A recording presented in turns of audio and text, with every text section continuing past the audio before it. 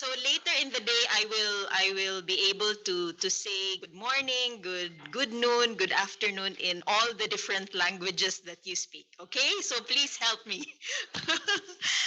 Okay, so I hope you had a good rest and are ready for today's discussion, um, which will be a lot about financing projects and opportunities for securing support for the measures in our Clean Air Action Plans.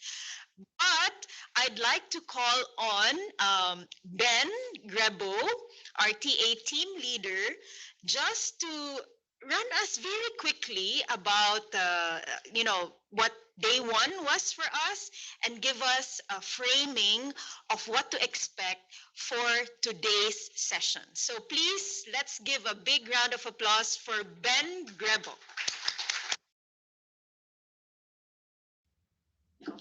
Yeah, I can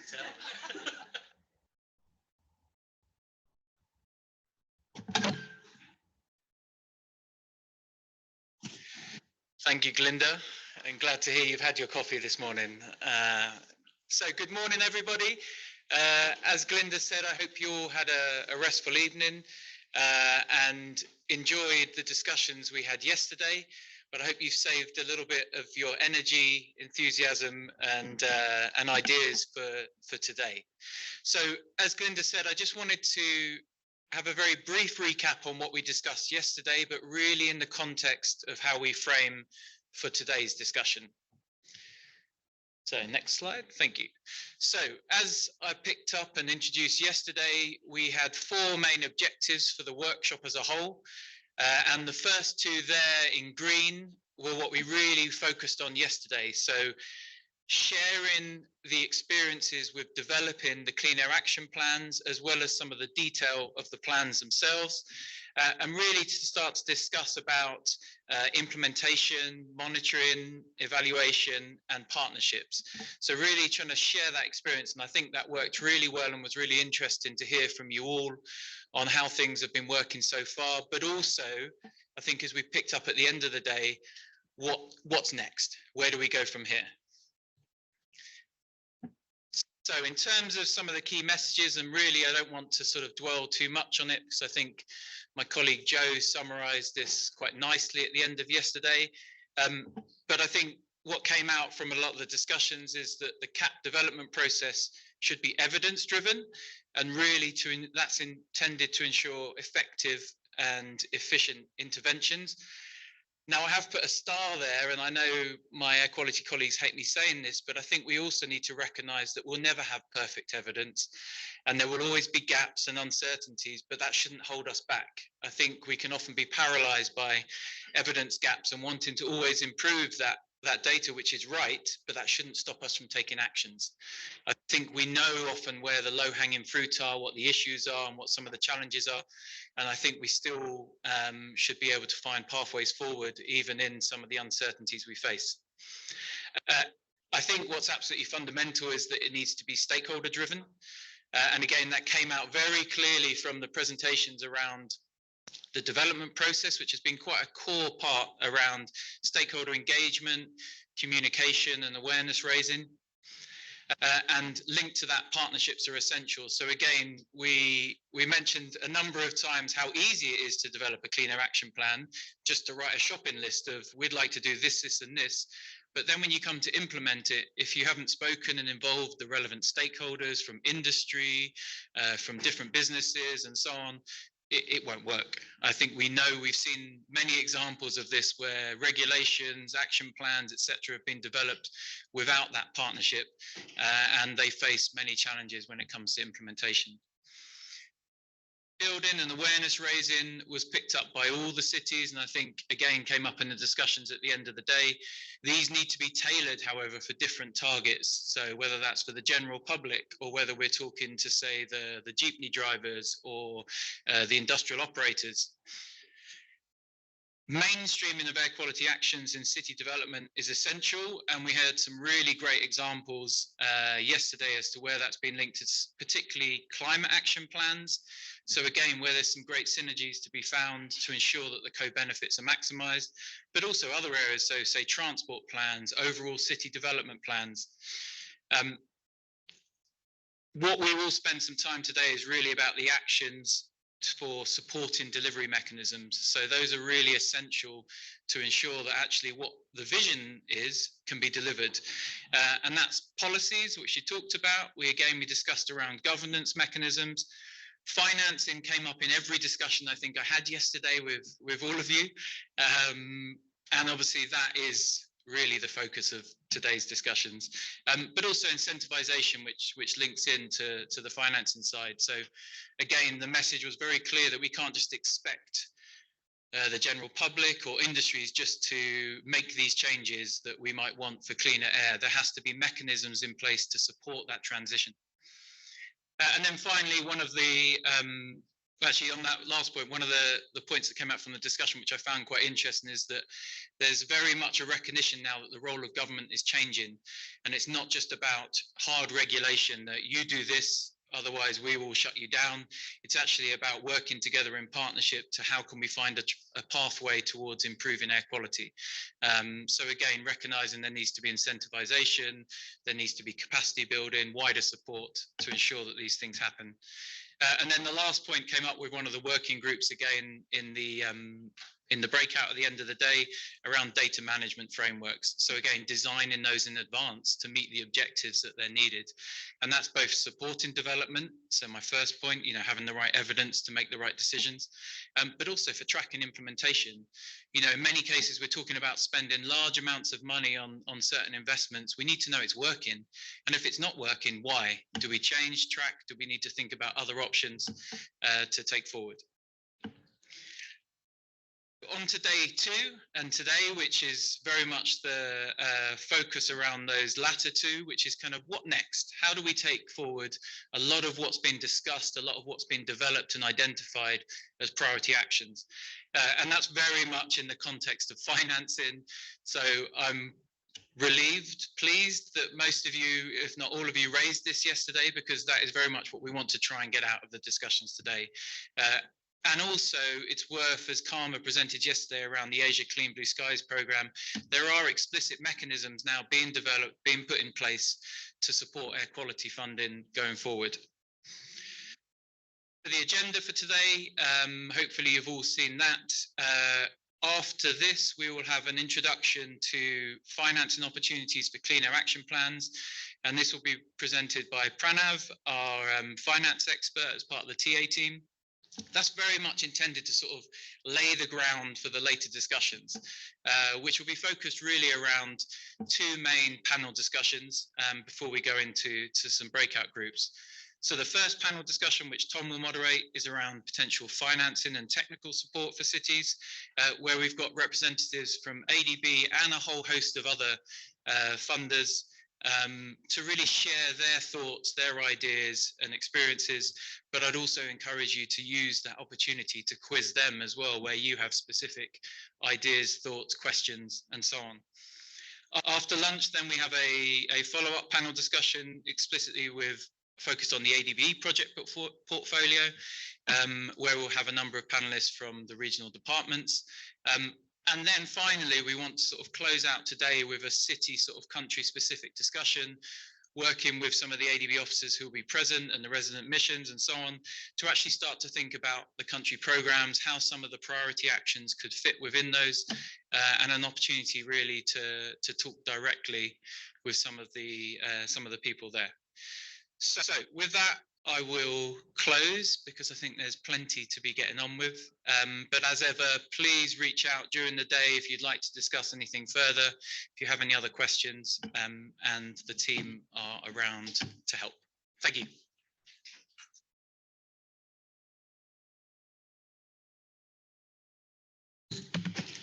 Thank you so much, Ben. And we have a speaker joining us online. Just checking if we can put him on the Zoom. So the next part of our program is really an introduction to financing opportunities for clean air action plans. And I would like to invite Pranav Master, Director of Consulting of CRISIL, and also the TA finance expert, to give a presentation on this topic. Pranav, welcome. Thank you so much, Glinda, and a very good morning to all of you. I hope I'm audible, visible. Yes, you're loud and clear, and we can see you. Please go ahead, Pranav. You have 30 minutes. Sure, thanks.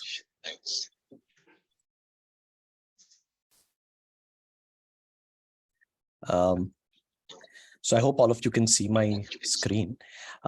So a very quick introduction. So I'm Pranav Master, and I lead the energy transition and the sustainability consulting practice at CRISIL, which is an S&P Global company.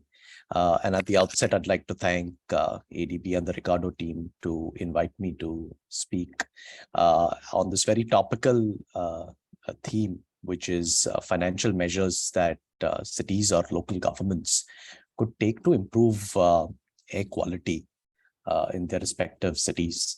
And before we jump in to the main topic, I'd just like to very quickly set the context for all of you. So air quality, as we all know, is increasingly becoming a grave concern. And as per WHO, over 90% of our population globally breathes air that is unhealthy. And now this is primarily because investments in air quality improvement have been absolutely meager. In fact, over 2015 to 2021, only about 0.5% of the total international development funding has gone to tackle air pollution, which is very, very negligible.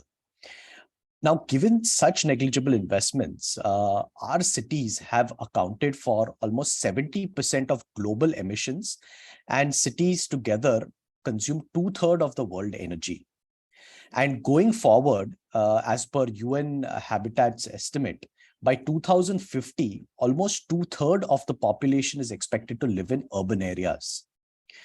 Now, given a confluence of these facts, that is the lack of investments that have happened in air quality historically, and the fact that we'll have rapid urbanization over the next few decades, air quality financing requirements are expected to multiply. And therefore, given the responsibilities of city governments, they will need to play a very critical role to tackle air pollution issues.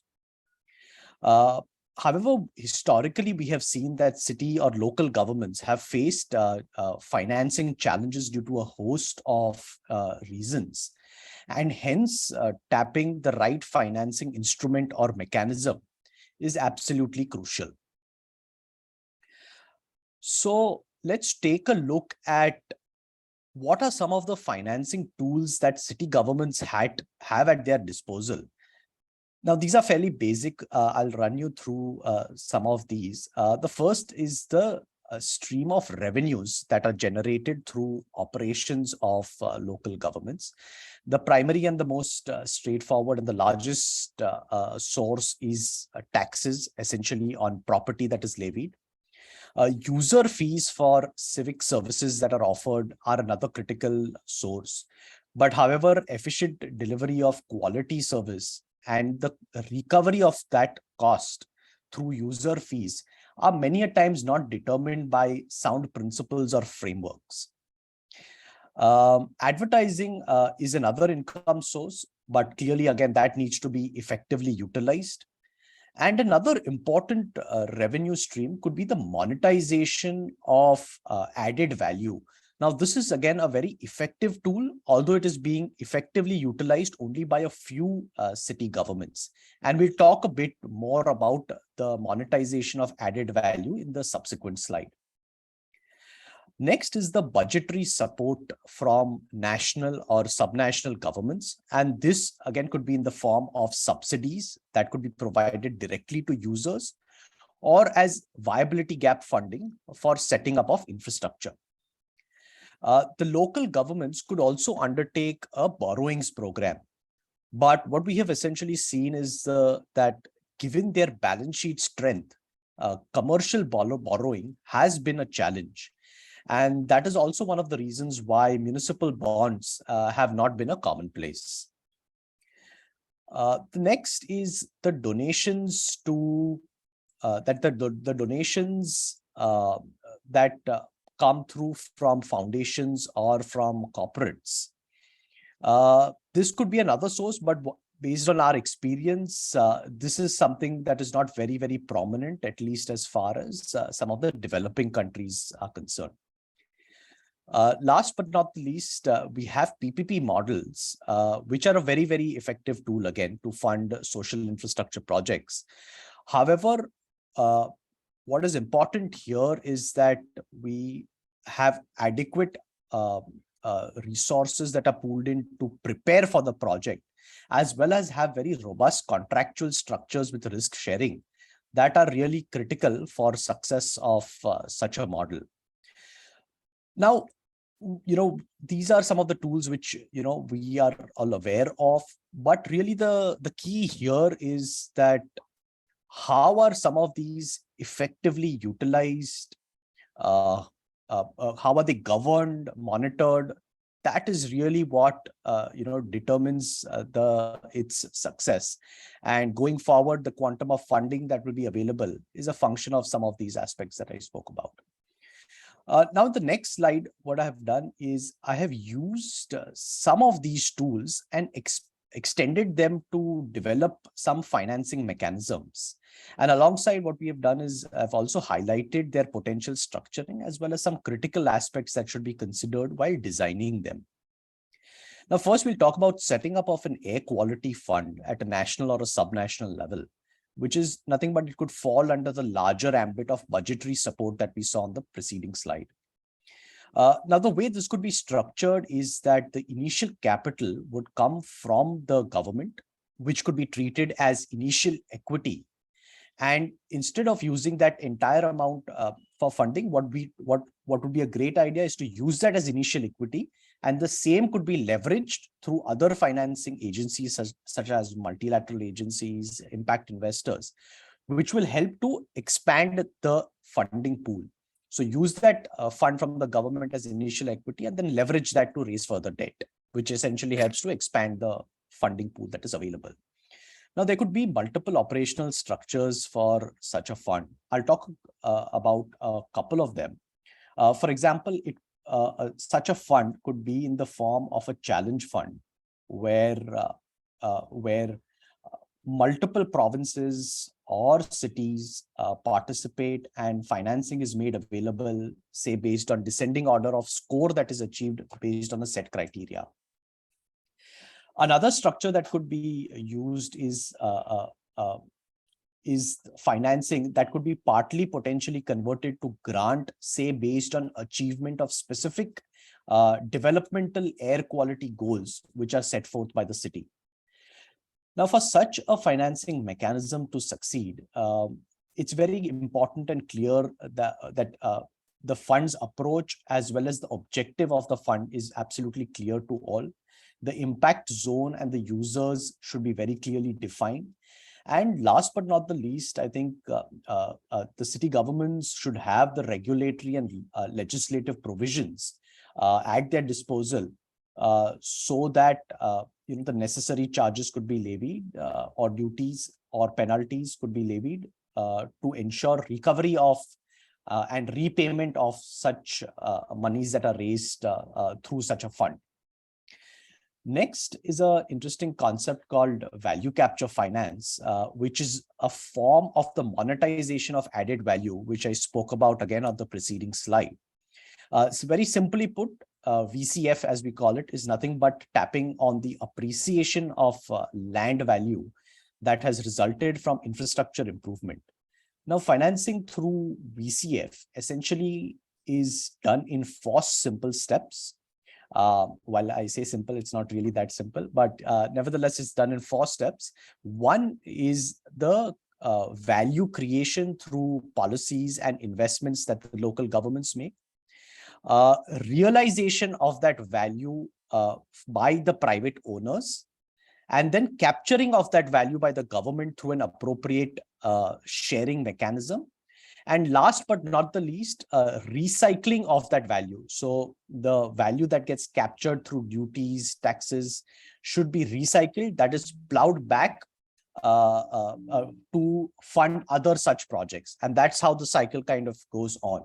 And that's what essentially value capture finance is all about, monetizing of the additional value that gets generated because of appreciation in the land value. Again, for successful implementation of this mechanism, it is very critical that the user base or the tax base is very clearly defined and known. The extent of land value gain can also be assessed very clearly. The revenue potential should be adequate enough.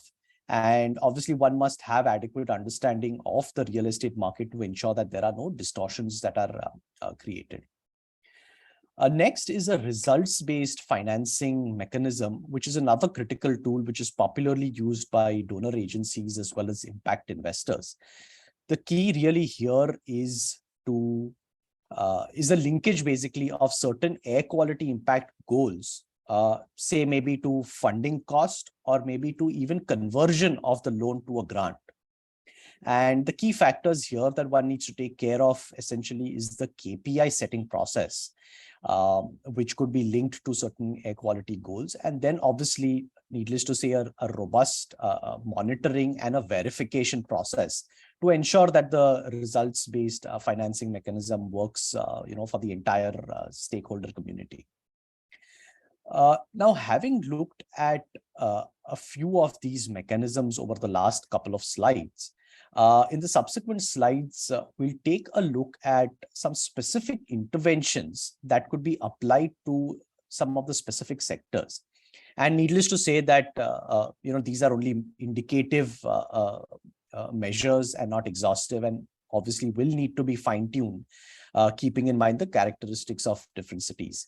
But nevertheless, I'll take you through some of these initiatives or measures that could be adopted in sectors such as, the domestic or the household sector, transportation, waste management, as well as industries. Now, as far as the domestic sector is concerned, we have proposed, few financing mechanisms that could support use of cleaner cooking fuels as an alternative to using coal or kerosene for cooking purposes. Now, as a strategy, the government could disincentivize use of polluting cooking fuels through levy of higher duties or cess, which will help to create that initial corpus. And that corpus then can be used by the government to provide either capital subsidy to the end users, or also maybe to OEMs to reduce the upfront cost of equipment and in turn improve affordability. What can also be done is look at a centralized procurement of cooking stoves through a nodal agency to lower prices of such equipments using the economies of scale and passing on that benefit basically to consumers. That can also, in a way, improve affordability for cleaner energy sources. Given the nature of this subsegment specifically, that is households or domestic, MFIs or the microfinance institutions could also be leveraged, wherein they fund the upfront amount that is required or the initial setup costs, and the same could be repaid in installments by the users. And MFIs could also be leveraged to extend financing to OEMs to again reduce, say, upfront cost of stoves. And what can also be done is, if one is looking at natural gas as an alternative, the development of which could happen through, say, a PPP model, because it will entail fair degree of investments if one is going to set up the entire gas infra, starting from terminals to pipelines to downstream network. So one could effectively utilize a PPP model, again with robust project preparation that we spoke about on the previous slide. Now, just to cite a case study here, Indonesia undertook a massive program in 2008 to substitute kerosene with LPG. And this was essentially prompted because of a combination of health hazards, as well as the rising subsidy on kerosene. As the rollout of LPG started, the subsidy was kind of partly transferred to provide users a free LPG starter kit and subsequent refills. What also worked in Indonesia for this specific program is the presence of a national oil company that allowed it to direct the conversion of existing fuel distributors to LPG distributors, and also undertake infrastructure expansion at a rapid pace, given the presence of a central national oil company. And given the scale of this program, the government was able to realize the economies of scale in LPG infra investments as well. And overall, I would say it was a concerted efforts put in by the central government along with provincial governments, which played a very critical role, given that distribution as well as monitoring of that scheme was finally to be undertaken by the governments, by the local governments. And the consequence of this was, kerosene consumption plummeted, which was one of the objectives at the outset. And that of LPG rose over 6 times over a 10-year period. Now, as far as the transport sector is concerned, where again, air pollution from gasoline and diesel could be replaced with low emitting fuels. For this to be effective, what we could potentially do is set up a clean transport fund, which could be created, say, at a national or a province level. And such a fund can be created either through budgetary support or also through levy or transfer of the duties, taxes, penalties that are placed on high polluting vehicles, so that we have a fund which is focused on a specific objective, that is transportation in this case. And since it's a fund which is focused on clean energy, financing could be availed even from multilateral agencies as well as impact funds, which could also be tapped. So setting up a central fund could be one option. Appropriately even tapping the non-fare revenue, while it looks simplistic, I think effectively tapping avenues such as advertising, property redevelopment, rentals, this is also something which could be effectively utilized. Another critical or a large source of pollution is from the provincial governments or city governments, is also from running buses which are diesel based. Now, these could be replaced with electric buses through a PPP model, which is popularly called, a gross cost contract, where essentially a private sector operator bids on the transport service that will be provided to the city government on a, say, $1 per kilometer basis, which includes and the responsibility of purchase of buses, setting up the charging infra, driver cost, O&M cost is entirely the prerogative of the private operator. And all the city government needs to do is pay on a $1 per kilometer basis for availing this service. Now, this has been very effectively delivered in India through procurement by state transport units. And now, in fact, it is even being done at a central level to benefit from the economies.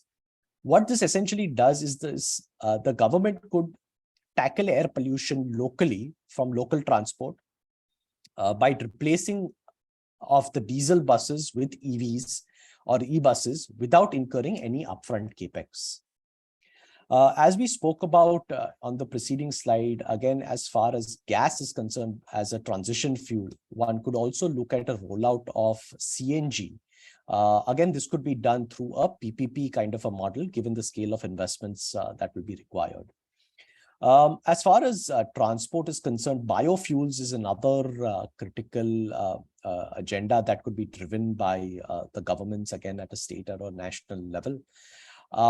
By appointing, say, a nodal agency to procure biomass feedstock at attractive rates from farmers, and the producers could potentially be given, say, an accelerated depreciation benefit, or say maybe a tax credit as a percentage of the equipment cost that is borne for the production of biofuels, and then blending with gasoline or could be undertaken to reduce the extent of pollution.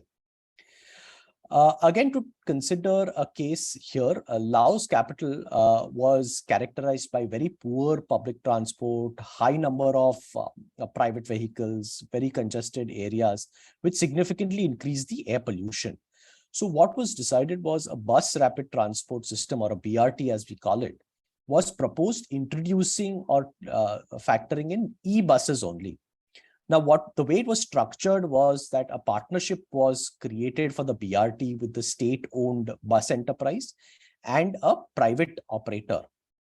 The buses were purchased by that BRT partnership using funding from ADB and partners, and the private bus operator was responsible for the depot as well as the charging infra construction and maintenance.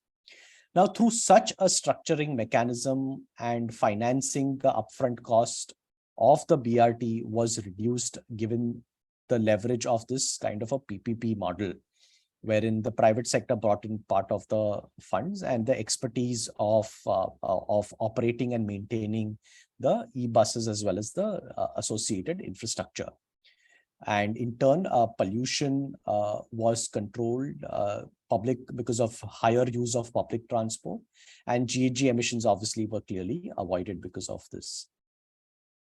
Here very quickly is just a sample of how a national or a subnational EV program could potentially run.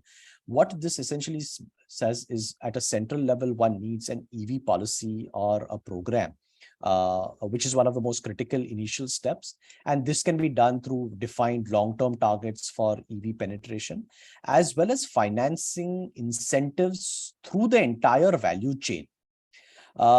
And capital budgeting could be maintained in a separate fund allocated for a specified purpose, typically known as an escrow account, under the supervision of a line ministry.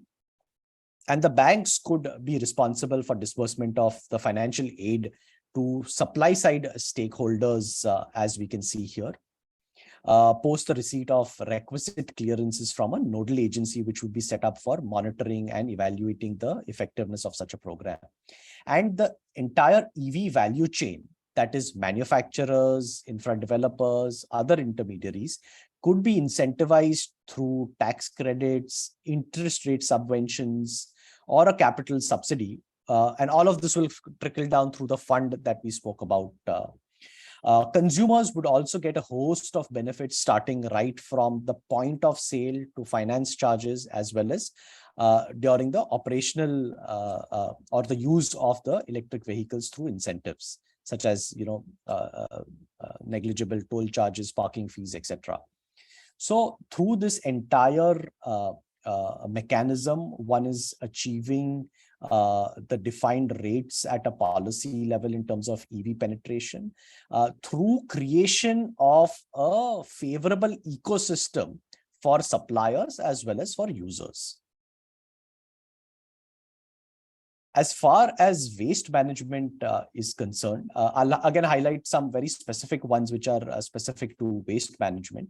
Governments here could use municipal bonds to meet the capex requirements, or alternatively also look at PPPs as an option to set up waste management infrastructure. Another critical piece to finance such waste management infra would be to levy service fees.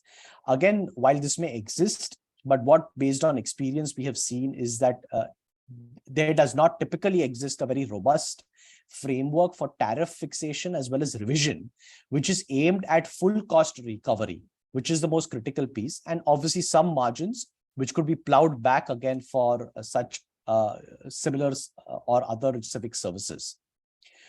One could also use value capture financing, again, a subject that I spoke about in my preceding slide, And this could be in the form of, say, a betterment charge for setting up and operating a waste management facility, or say even a waste to energy plant, to ensure and recover the appreciation that we would see in the land value, and capturing that and plowing that back, as we spoke about on the VCF slide earlier. China has had a significant issue in terms of handling municipal solid waste, and a lot of waste was diverted to landfills, which was becoming a grave concern. So what essentially was done to tackle this issue was China effectively utilized the private sector for developing a waste to energy ecosystem. The private sector's contribution to capital expenditure or setup cost of a waste infra plant was only 30%. And also the private sector was provided with a tipping fee for waste disposal. Now, over a period, what this did was essentially it achieved the dual objective of not only managing municipal waste, but also lowering emissions from power generation. Last, I'll just talk briefly about the industrial sector. Now, in the industrial sector, one of the most critical financing models is that of an ESCO, which is an energy saving company, which is a very popularly adopted model that guarantees energy reduction, which is financed essentially through shared energy savings. So automatically that infrastructure or that setup gets financed, and the savings which are in turn generated are essentially saved, which in turn is financing such models. The other critical piece could be penalizing high emitters as well as incentivizing low emitting industries. And this could potentially be done through carbon credits, energy saving certificates, renewable energy certificates, which are very effective market making mechanisms. Setting up of emission control equipments could be also done through concessional debt, or say accelerated depreciation or tax credits that could be provided to incentivize setup of emission control equipments. And again, here one could look at a central level climate fund, which could have specific objectives or specific projects to which it could allocate budgets. Very quickly, just a case as far as the industrial sector is concerned. Now, what happened in the southern Indian state of Tamil Nadu, in light of electricity shortage as well as rising prices, there was ways which were needed to be figured out to improve energy efficiency levels in water pumping as well as street lighting. And to tackle this issue at scale, the state essentially aggregated demand across 45 towns, selected an ESCO through a competitive bidding process. And what the state interestingly did was, through its urban infra financing arm, it arranged for financing at a concessional rate for the ESCO, which in turn implemented the program. And through this model, the state was not only able to bring down emissions, but was also able to partly address the electricity gaps that were faced by that specific utility. So it was again a win-win for all the stakeholders together. That's broadly what I had. I've kept it generic, at the same time touched upon few specific areas. Happy to hear your thoughts, questions, queries, if you have any at all.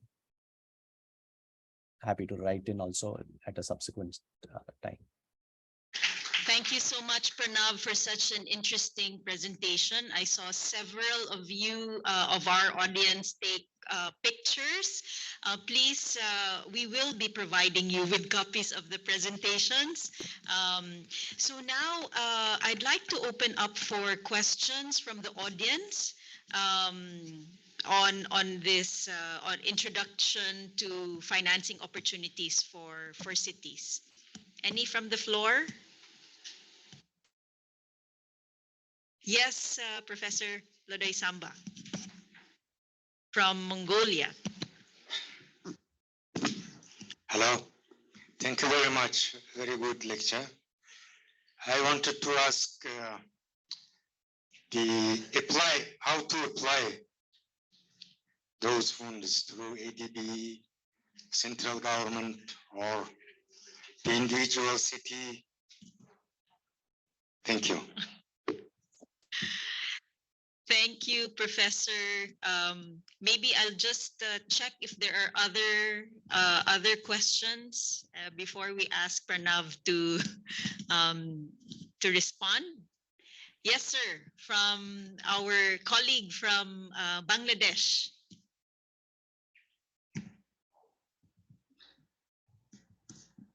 Thank you very much for giving me the opportunity.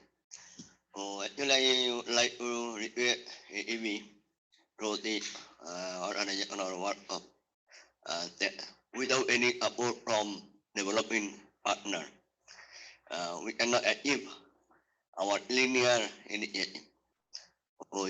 If it is possible, in case of Bangladesh, we are really waiting for improving our air quality. So Walman is already working on it with us. But you know that still we are our air pollution is very deteriorating. So if possible, AEB or other development partner can work with together to improve our air quality or air pollution, that will be helpful for us. Thank you. Thank you so much, sir. On questions regarding possible ADB support to the Clean Air Action Plans, we actually have a round table. We actually have a panel in the afternoon at 1:15, where representatives from the different regional departments will speak about, how the Clean Air Action Plans or components of the action plans could be integrated into their project portfolio. And after the coffee break in the afternoon, we will also have a detailed discussion between resident mission staff and the city and country representatives to come up with concrete next steps on how the action plans could be integrated into the country partnership strategy. So, yes, if there are, but we have Karma here who can respond to some of or we have a question, Karma, and answer. Pranav, yes, please. Microphone for Karma, please. Thanks, Karma. Thank you, Pranav. It's a very, very informative presentation, and I'm not a finance person at all, so this is all like highly educative for me. And in relation to the two questions that we got from our city stakeholders, I think their question was basically asking how ADB can finance such initiatives, with regard to air pollution reduction in the cities. And as Glenda mentioned, we will be having further detailed discussions. But if I may ask Pranav, because you have this global view, and you have a very good understanding of the financing scenario from global perspective. So I wanted to ask in terms of the role of multilateral development banks such as ADB, World Bank, AIIB, there are all these other MDBs, like where do we fit in best in the financing? You mentioned all the different, the private sector, the government, the central level, the local level, and then there's all these different mechanisms that you mentioned. So from your global view, where do you think do the role of MDBs fit in the best in the way where we can sort of be most effective? Because as you know, air pollution is a huge challenge, and just one agency alone cannot tackle it. So we all need to really strategize and provide support in the areas where our inputs would be most effective. So that's one question. And then I have another question. Like I said, I'm not a finance person at all, and I have a lot of other colleagues, in my division who are working on things like blue bonds and green bonds. I'm still trying to understand what a bond means, but I was wondering if there is an opportunity, and I think I'm thinking along the lines of what you had mentioned of creating this sort of a fund, for starting up a particular, it could be a private project or even for the government to start up a new initiative in order to address air pollution. And there's always this problem of the seed money, right? How do you start it off? But then usually most of our member countries are very constrained for budget. So would there be a way to raise fund through this blue bond, green bond, whatever you call it? And then if there is a way, how could it be done, and how could ADB, I guess the air quality team, since I'm the focal person for air quality here, how could we, what could we do in order to initiate such kind of a bond where we create like a seed money, which could go into, financing the first step for the investment? Thank you, Karma. Over to you, Pranav. Yeah, thank you. To respond to Thank you this. for those. Thank you for those questions. So, Kamal, to your first question in terms of the role that multilateral agencies could play. So here there are 3-4 things that come to my mind. One is, say, for a specific a technical assistance, multilateral agency could look at a results-based financing mechanism or tool that I spoke about earlier, which is linked to specific air quality developmental goals, and funding is released based on achievement of such kind of goals. Now, this could be directed to, say, a very specific a project and very specific milestones and goals that could be achieved. So this is one way in which a multilateral agency such as yours could engage. The second, again, like I spoke about, would be investment into a national level fund that is created either at a very large level in terms of at a climate change level, or maybe even specifically for subsectors, like I spoke about, be it transport, be it energy efficiency.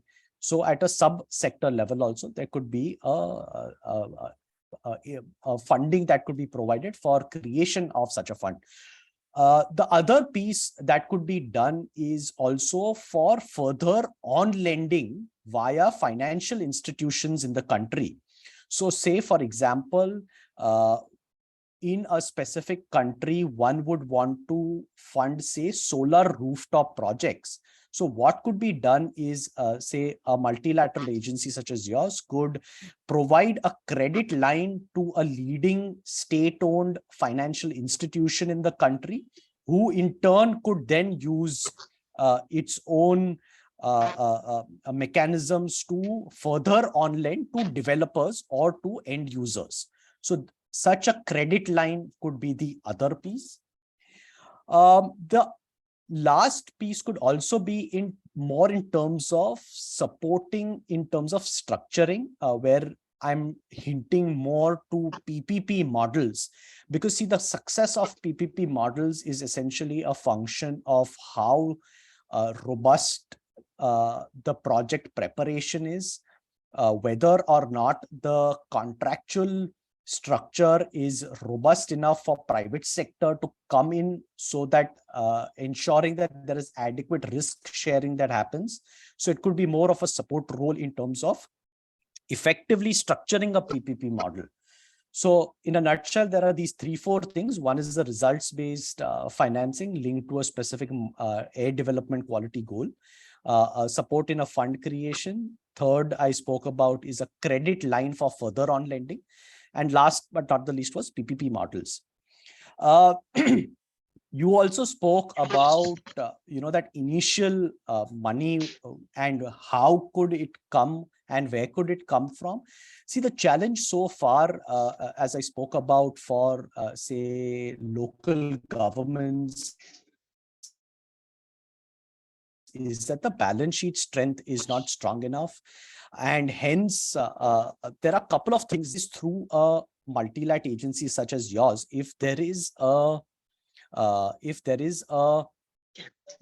bond that is to be raised by a city or a local government, one could create a credit enhancement framework which gives a lot of comfort to investors who can then invest in those specific bonds, given that there is a credit enhancement mechanism which has been put in place. And this is a very popularly done and successfully implemented way of structuring or attracting investments in that initial phase. So those were some of the thoughts that I had. Yeah. Thank you so much, Pranav. I'm sure we will have more discussions on financing in the next sessions. But let's please thank Pranav and give him a round of applause. Thank you so much. Thank you all. Thanks. Thank you. And now it's time for a quick coffee break. So could we be back here in, shall we say, in 10 minutes? So we can start the next panel, which will be all about financing support for cities.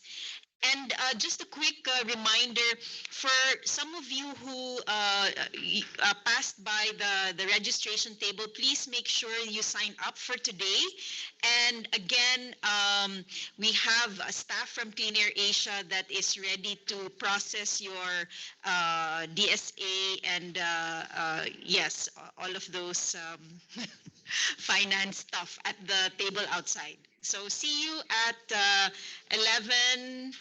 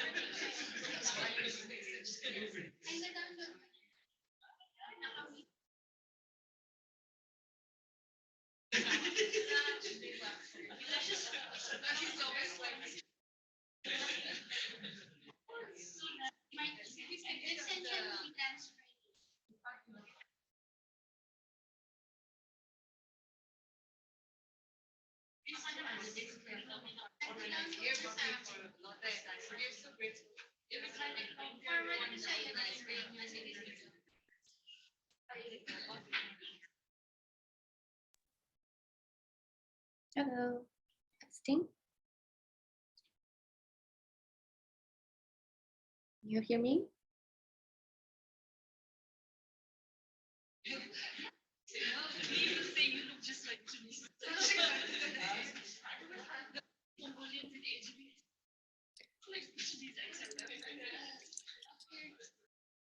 Oh, yes, we can. Hello. Would you mind?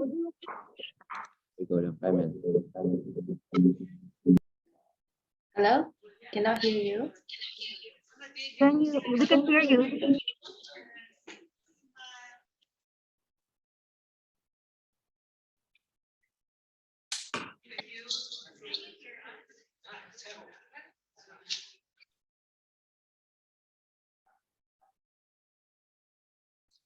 Testing, testing.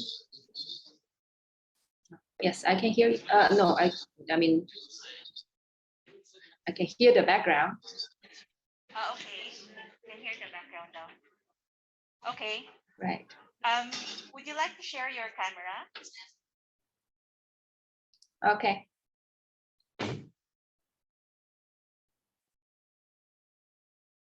Can you see me well? Can you hear us, ma'am? Hello?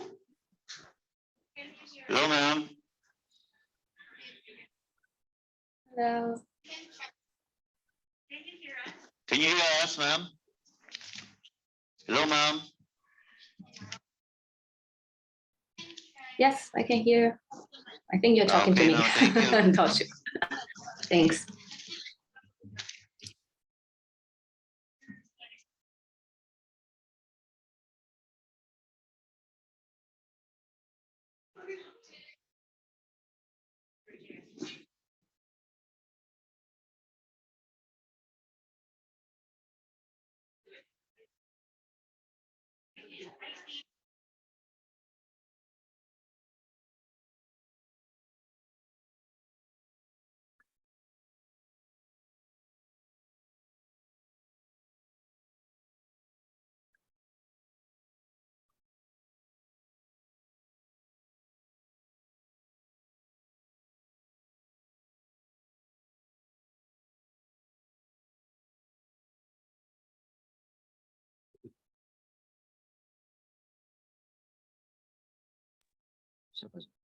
Hi, Steve.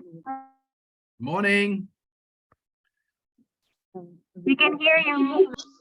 Can you hear me okay? Yes. Okay, let me just go down and get a set of headphones. This computer does have problem with headphones. I'll come back in about 2 minutes, okay? Okay.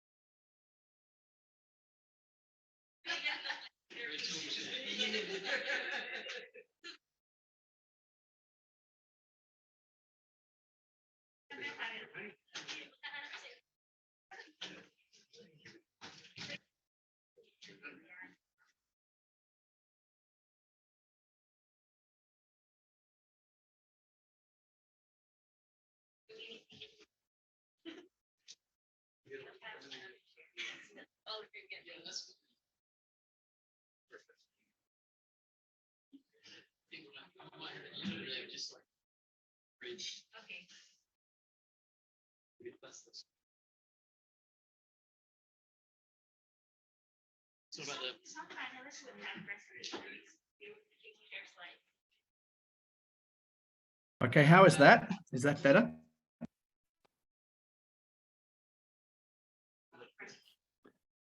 Hi, can you hear me more clearly now? Yes.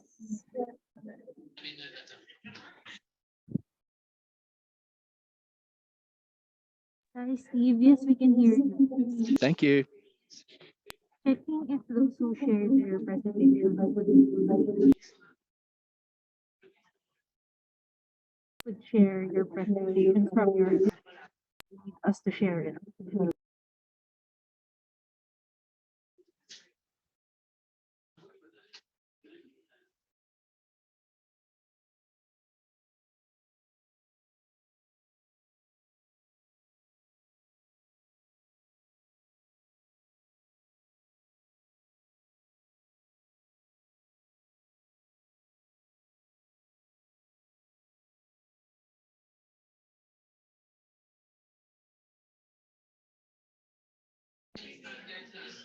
Can you see the first slide?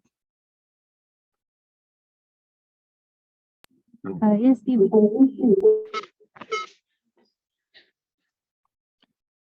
There's a bit of an echo on your side.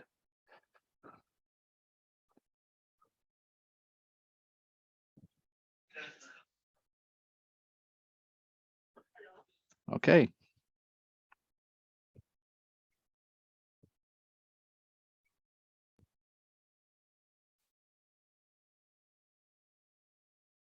Test. Hi, Steve. Can you hear us? Yep, no problem. Okay. If Dr. Velasquez is already online, may we also request for him to test his microphone and video? Hello, can you hear me? Oh, yes. Good morning, Dr. Velasquez. I think it works well. Okay. Okay, thank you. Let me know when it starts.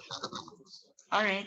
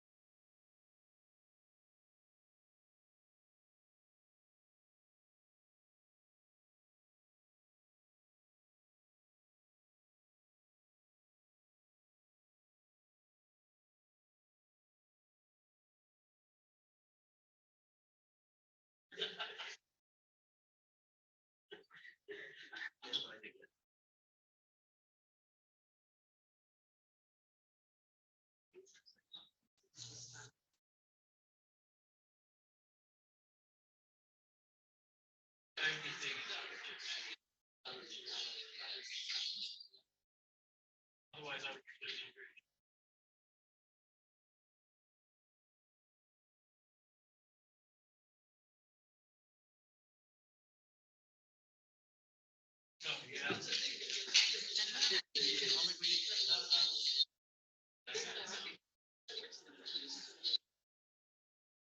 I think we all agree that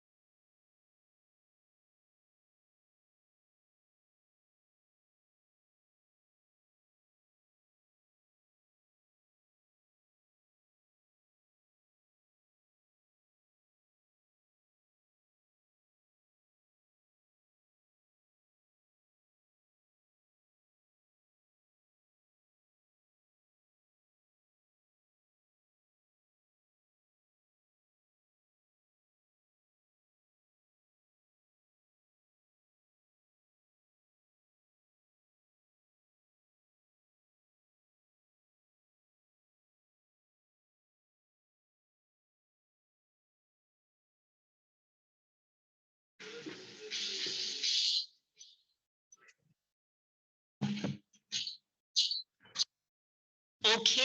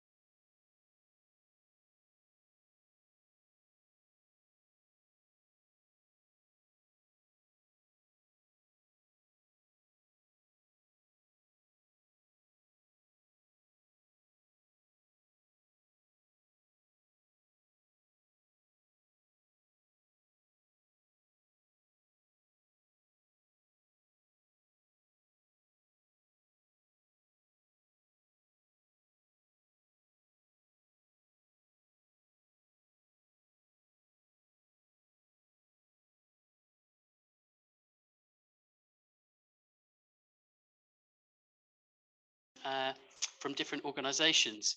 So without further ado, what I'd like to do is invite our panelists in the room, Joy, to join me on stage, and then we have 4 panelists joining us online. Please do, yeah. Thank you very much, Joy. So the speakers here today, we have Joy on stage. Thank you so much for being the brave enough speakers to join us by yourself. So we have Joy Amor-Bailey, who's an urban climate change resilience specialist in the Urban Climate Change Resilient Trust Fund at ADB. Thank you very much, Joy. Joining us online, we have Dr. German Velasquez, who's the Director of the Division of Mitigation and Adaptation at the Green Climate Fund. Good morning, Dr. Velasquez.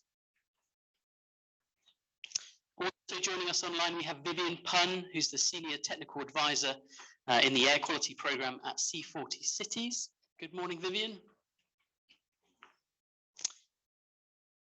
And joining us online is Stephen Peters, who's a Senior Energy Specialist in the Energy Sector Group in the Sustainable Development and Climate Change organisation within ADB. Hi, Stephen. And Good morning. We have a 5th panellist. Hi, Stephen. Good to see you. We have a 5th panellist who unfortunately wasn't able to join us, but has provided a recording. So Martina Otto from the Clean Air and Climate Coalition. So we'll be hearing from Martina at the end of the discussion. So the structure for today, what we'd like to do is ask each of our speakers to share their thoughts, their opinions, their perspectives on some of the concepts surrounding the funding of air quality actions. So we'll be going one by one through each of the speakers and giving them a few minutes to do just that. We have 3 guide questions that we're going to pose to the speakers, but we're going to open it up. So we're interested to hear their own perspectives and their own opinions in these areas. So the questions we'd like to pose to the speakers include, firstly, what do you see as the opportunities for cities and countries to receive financing for programs and measures in clean air actions? From your own organizations, what kinds of projects are you looking to fund? And what are the features of the projects that you see as being critical? And then finally, what do you see as being the possible modalities for getting these climate measures into action? So what I'd like to do, I think, Joy, it's only fair as you join me here on stage. We'll start with you, and then we'll go through our panelists online. So if it's okay, Joy, I will hand over to you. Thank you very much. This one. Hi, good morning, everyone. And first of all, thank you to Karma and her team for inviting the UCCRTF to this event. And also, I had the privilege of listening to your clean air action plans yesterday. So allow me to go straight to answering the response to the question raised by Tom. So thank you, Tom. The UCCRTF itself is closing this December, but there's fresh funding coming from the UK government. It's actually going to begin in 2023 and will last for about 7 years. So can we show my slide, please? It's going to be called the Urban Resilience Trust Fund. So just a few words shorter from the UCCRTF. And what you can also see here is that there are 8 thematic areas of intervention. I've actually highlighted in blue those categories wherein some of your proposals could come in. So we have the integrated urban policy, regulation, strategic planning, and assessment. There's also air quality management, which is very specific this time in the URTF. In the UCCRTF, air quality was not even mentioned in the implementation guidelines. And then GHG emissions reduction and energy efficiency, and also urban mobility. Now, there are 13 eligible countries that will be covered by this new trust fund. Actually, it's more than the current UCCRTF. UCCRTF only has about 8 countries. So we have Bangladesh, Philippines, and then Vietnam. Let me just explain that the user units, on the other hand, are ADB departments. So in case you want to push your proposals from your CAAPs to be funded through this trust fund, you would have to reach out to the respective departments within the ADB, particularly the regional departments. As you might have noticed, ADB normally funds investment loans or grants that are packaged over a course of maybe 1 to 2 years. So it's good to attach to those loans and grant packages, because these are normally very big investments, like 100 million US dollars or even more. So typically they would cluster it with other cities or other project components. The modalities of support, so this could be a technical assistance. So the current TA we're gathered here this week, it's a technical assistance. And then we also support grants. So grants is wherein there are typically components that involve infrastructure, equipment, or other assets. So just to show some inspiring projects, the photo you're seeing are e-boat taxis in Batam, Indonesia. I think later in the afternoon, you will meet the project officer. This is a technical assistance pilot by Pamela from the transport sector group. So the commuters normally rode these boats going to different parts of Batam City. Batam is also Indonesia's gateway to Singapore. So this city has a lot of potential. Before the boat operators were saying they needed about 45 liters of diesel every day. So that was already offset. And because this is electric power, there's also no noise. So they were saying now the passengers can actually talk to each other. Of course, it's not yet perfect. For example, it's still slower than the regular boats, but there's a lot of potential here. The second photo you're seeing is all the way from Visakhapatnam with some colleagues from ADB and the FCDO. This was taken only a few days ago. So they did the project monitoring. This is, if I'm not mistaken, the first floating solar project in India. So, and this is through a grant. And there were other components of the grant. And I think it's also part of a bigger loan package by ADB. So I hope I was able to answer the first question, Tom. Yeah, thank you very much, Joy. Really excellent to see some of these example projects that are being introduced, and also relating to some of the points that we raised yesterday about the co-benefits of some of these measures, not just having a direct benefit for air quality or climate change, but also things like noise impacts associated with the vehicles and potential cost savings maybe associated with the change in fuel. So very exciting to see.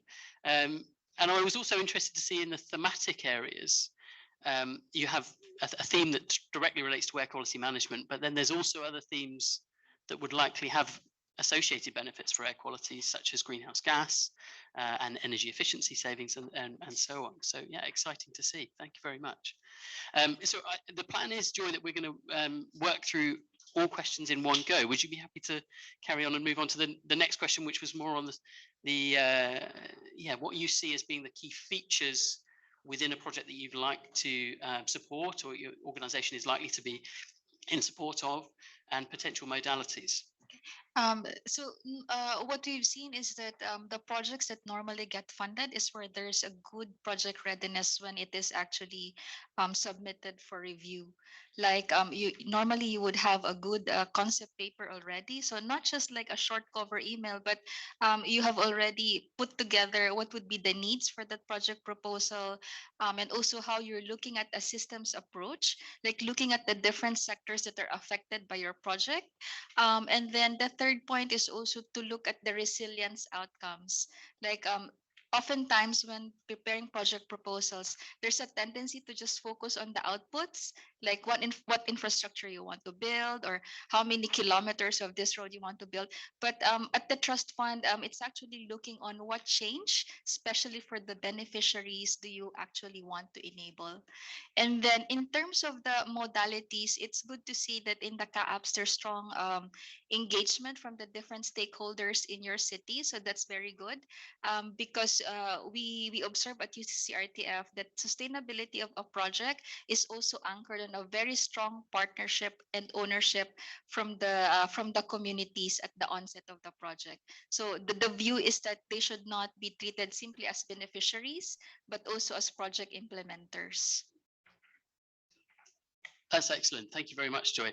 And I think a couple of points there. The idea of project readiness, of making it clear that the project has been well considered, it's been thought out, the associated impacts and requirements associated with that project are easy to understand and communicated is a really important message. And I think that relates to the clean air action planning work that's being done in each of the cities in terms of being able to explain the full picture of the actions that are being considered, why they're needed, how they'll be implemented, and so on. And the point about involvement of the wider stakeholder groups and bringing them on, not just as recipients, but almost as partners in that project is fantastic to see. So thank you very much, Joy. We really appreciate it.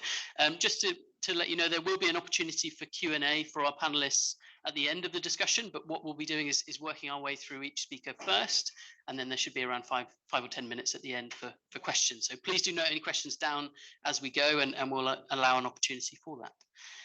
Great. So I think we will please do. Yeah, thanks so much, Joy, for joining on stage. Thank you very much. So with that, we will move on to our first virtual panelist, which will be Dr. German Velasquez, who's joining us online. And I'll just check, Dr. Velasquez, if you can hear us loud and clear. Yes, I can hear you. Can you hear me? We can, yes, fantastic. So yes, Dr. Velasquez, if it's okay, we will hand over to you to address those same questions. So considering what the air quality, the funding opportunities for air quality projects are that you see, at the moment, based on your own organization's experiences, the types of projects that you're likely to support, and then also the question about potential modalities. Okay, many thanks. Quickly, maybe for those that are not familiar with the GCF, we are the financial instrument of the Paris Agreement. We work through a partnership. We have more than 150 accredited partners that we could channel our resources to. We have multiple financial instruments, grants, loans, equity, guarantees. We have very high risk appetite to make good climate projects viable. The financing instrument, the financing support that we provide countries are in many parts. Firstly, we do provide what we call readiness support. It's a capacity building grant. It's up to $1 million per year per country for developing countries. And it's basically to build their capacity and get ready to access larger projects. So some countries use this to develop plans, including developing minimum energy performance standards. Some countries do that. Some countries would use it to develop, if they would like, clean air action plans. So if that's all possible within that $1 million that's provided, although this is kept at the national level through our focal points. The second resource that we could provide is that through an accredited partner, if there is a concept that needs development, we can provide a grant up to $1.5 million to actually prepare the projects. So feasibility work, technical work, and so on to develop a full funding proposal for our consideration. And then finally, the projects that we do that would benefit clean air, it's multiple. One, we could invest on a public sector or private sector or public-private partnership projects. It could be direct investment in these projects. We did a project with AEPC in Nepal to convert to clean cooking, including electrification of 1 million units.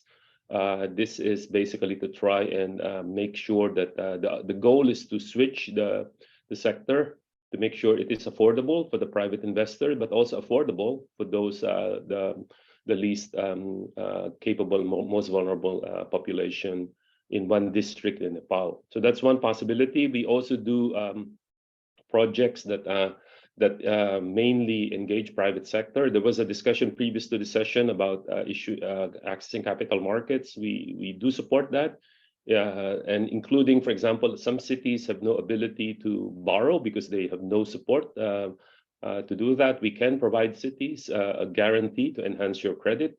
So at the source level, we can enhance credit. We provide a guarantee or insurance. If you do issue a bond, that's at that level. At the second level is we could support you to have a performance-based grant for the projects that are able to meet the KPIs. So I think IFC has this bond called Breathe Better Bonds. That's something that we would be keen to do if that's something that you would like to do. So credit enhancement is something that we do, not just at this level. We do it also by sector. We do projects on renewable energy, energy efficiency, transport waste, and so on. But most of our projects have both mitigation and adaptation. Practically all of them have multiple co-benefits. Our project sizes are $10 million, the minimum. That's micro, and then it goes to small 50 million, and then a medium 250 million, and above that is the large category. So we do work with ADB if you're interested to work with ADB, or you could work with partners within your countries. AEPC in Nepal is accredited, Land Bank in the Philippines is accredited, PTSMI in Indonesia is accredited, and so on and so forth. So those are the opportunities I see. What are we looking for that's really transformational? We would like to go to scale, and one of our criteria is what we call paradigm shift. And for that reason, we would like to invest at scale. That's number one. Once it changes, it should not go back to the way it was. And secondly, we would like to engage and encourage private sector. So in our theory of change, we have 4 pillars. One is transformative planning and capacity building, mainly funded through grants. Second is innovation and piloting through the public sector. Both of which the goal is to leverage private sector. So our goal is to really leverage and crowd in private sector. We have high risk appetite, as I said. We would like to take multiple risks, political risk, climate risk, local currency risk, all kinds of risks to make good climate projects viable. And then the last pillar of our theory of change is knowledge and sharing for sustainable development. So those are, I hope it it's clear, a bit too fast, but I hope it was clear. Thank you very much.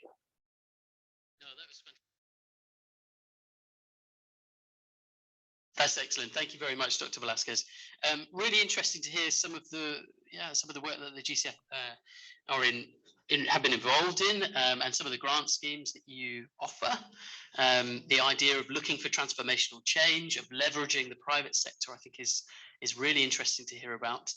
Just before we hand over to the next speaker, I wondered if you could share maybe your thoughts on what you think makes a really eye-catching grant application. So what would be the things that the GCF would be looking for in terms of a grant application that would really capture the imagination of the GCF and give the applicants the greatest opportunity of receiving support? We have a principle that we should not crowd out private sector, and for that reason, our concessionality is closely looked at. So therefore, if it's income generating, it should not be grants. However, if it is for affordability purposes, even though it does lead to some profitability, we can provide grant resources to those, especially if it's targeting the poorest. So if we look in this case of the project that we did in APC Nepal, so looking at the poorest section of society, wherein we're trying to bring them to clean cooking solutions, to make it affordable for them, to switch from using, wood, firewood, and so on, that actually leads to indoor air pollution and all kinds of health problems, in addition to large-scale pollution as well, and deforestation, moving them into a higher tier, clean cooking solutions, and eventually to electric cooking, needs a lot of capital expenditure as grants, not just CapEx, OpEx, and so on. So those are things that we do. We also invest at scale to actually to change the system. So for example, do bulk procurement, look at the way that the tax structure is done so that it could become more affordable. Our goal is that at the end of our grant financing, when we exit, it becomes affordable and profitable, and it's sustainable. So that's the ultimate goal. So we do our financing at scale so that, like what I said, it is transformational. So if you're going to propose something, even though it's mitigation, if it addresses the most vulnerable, if it looks into affordability issues and so on, and does not crowd out private sector, it's possible to get grant funding, even for mitigation. Thank you. That's excellent. Thank you very much, Dr. Velasquez, and some really interesting insights into some of the perspectives and priorities of the GCF. Really appreciate your time. Thank you very much. I think we'll just give another quick round of applause for Dr. Velasquez. Thank you. Great. So with that, we will move on to our next virtual panelist, which will be Vivian Pun, who is with C40 Cities as a Senior Technical Advisor in the Air Quality Programme. Hi, Vivian. It's nice to see you again. Thank you very much for joining us. So if it's okay with you, Vivian, hi there. If it's okay with you, I will hand over to you to talk through your slides and responses to the questions. Thank you very much. Thank you, Tom. And I would like to first thank ADB and Clean Air Asia for inviting me to the panel discussions.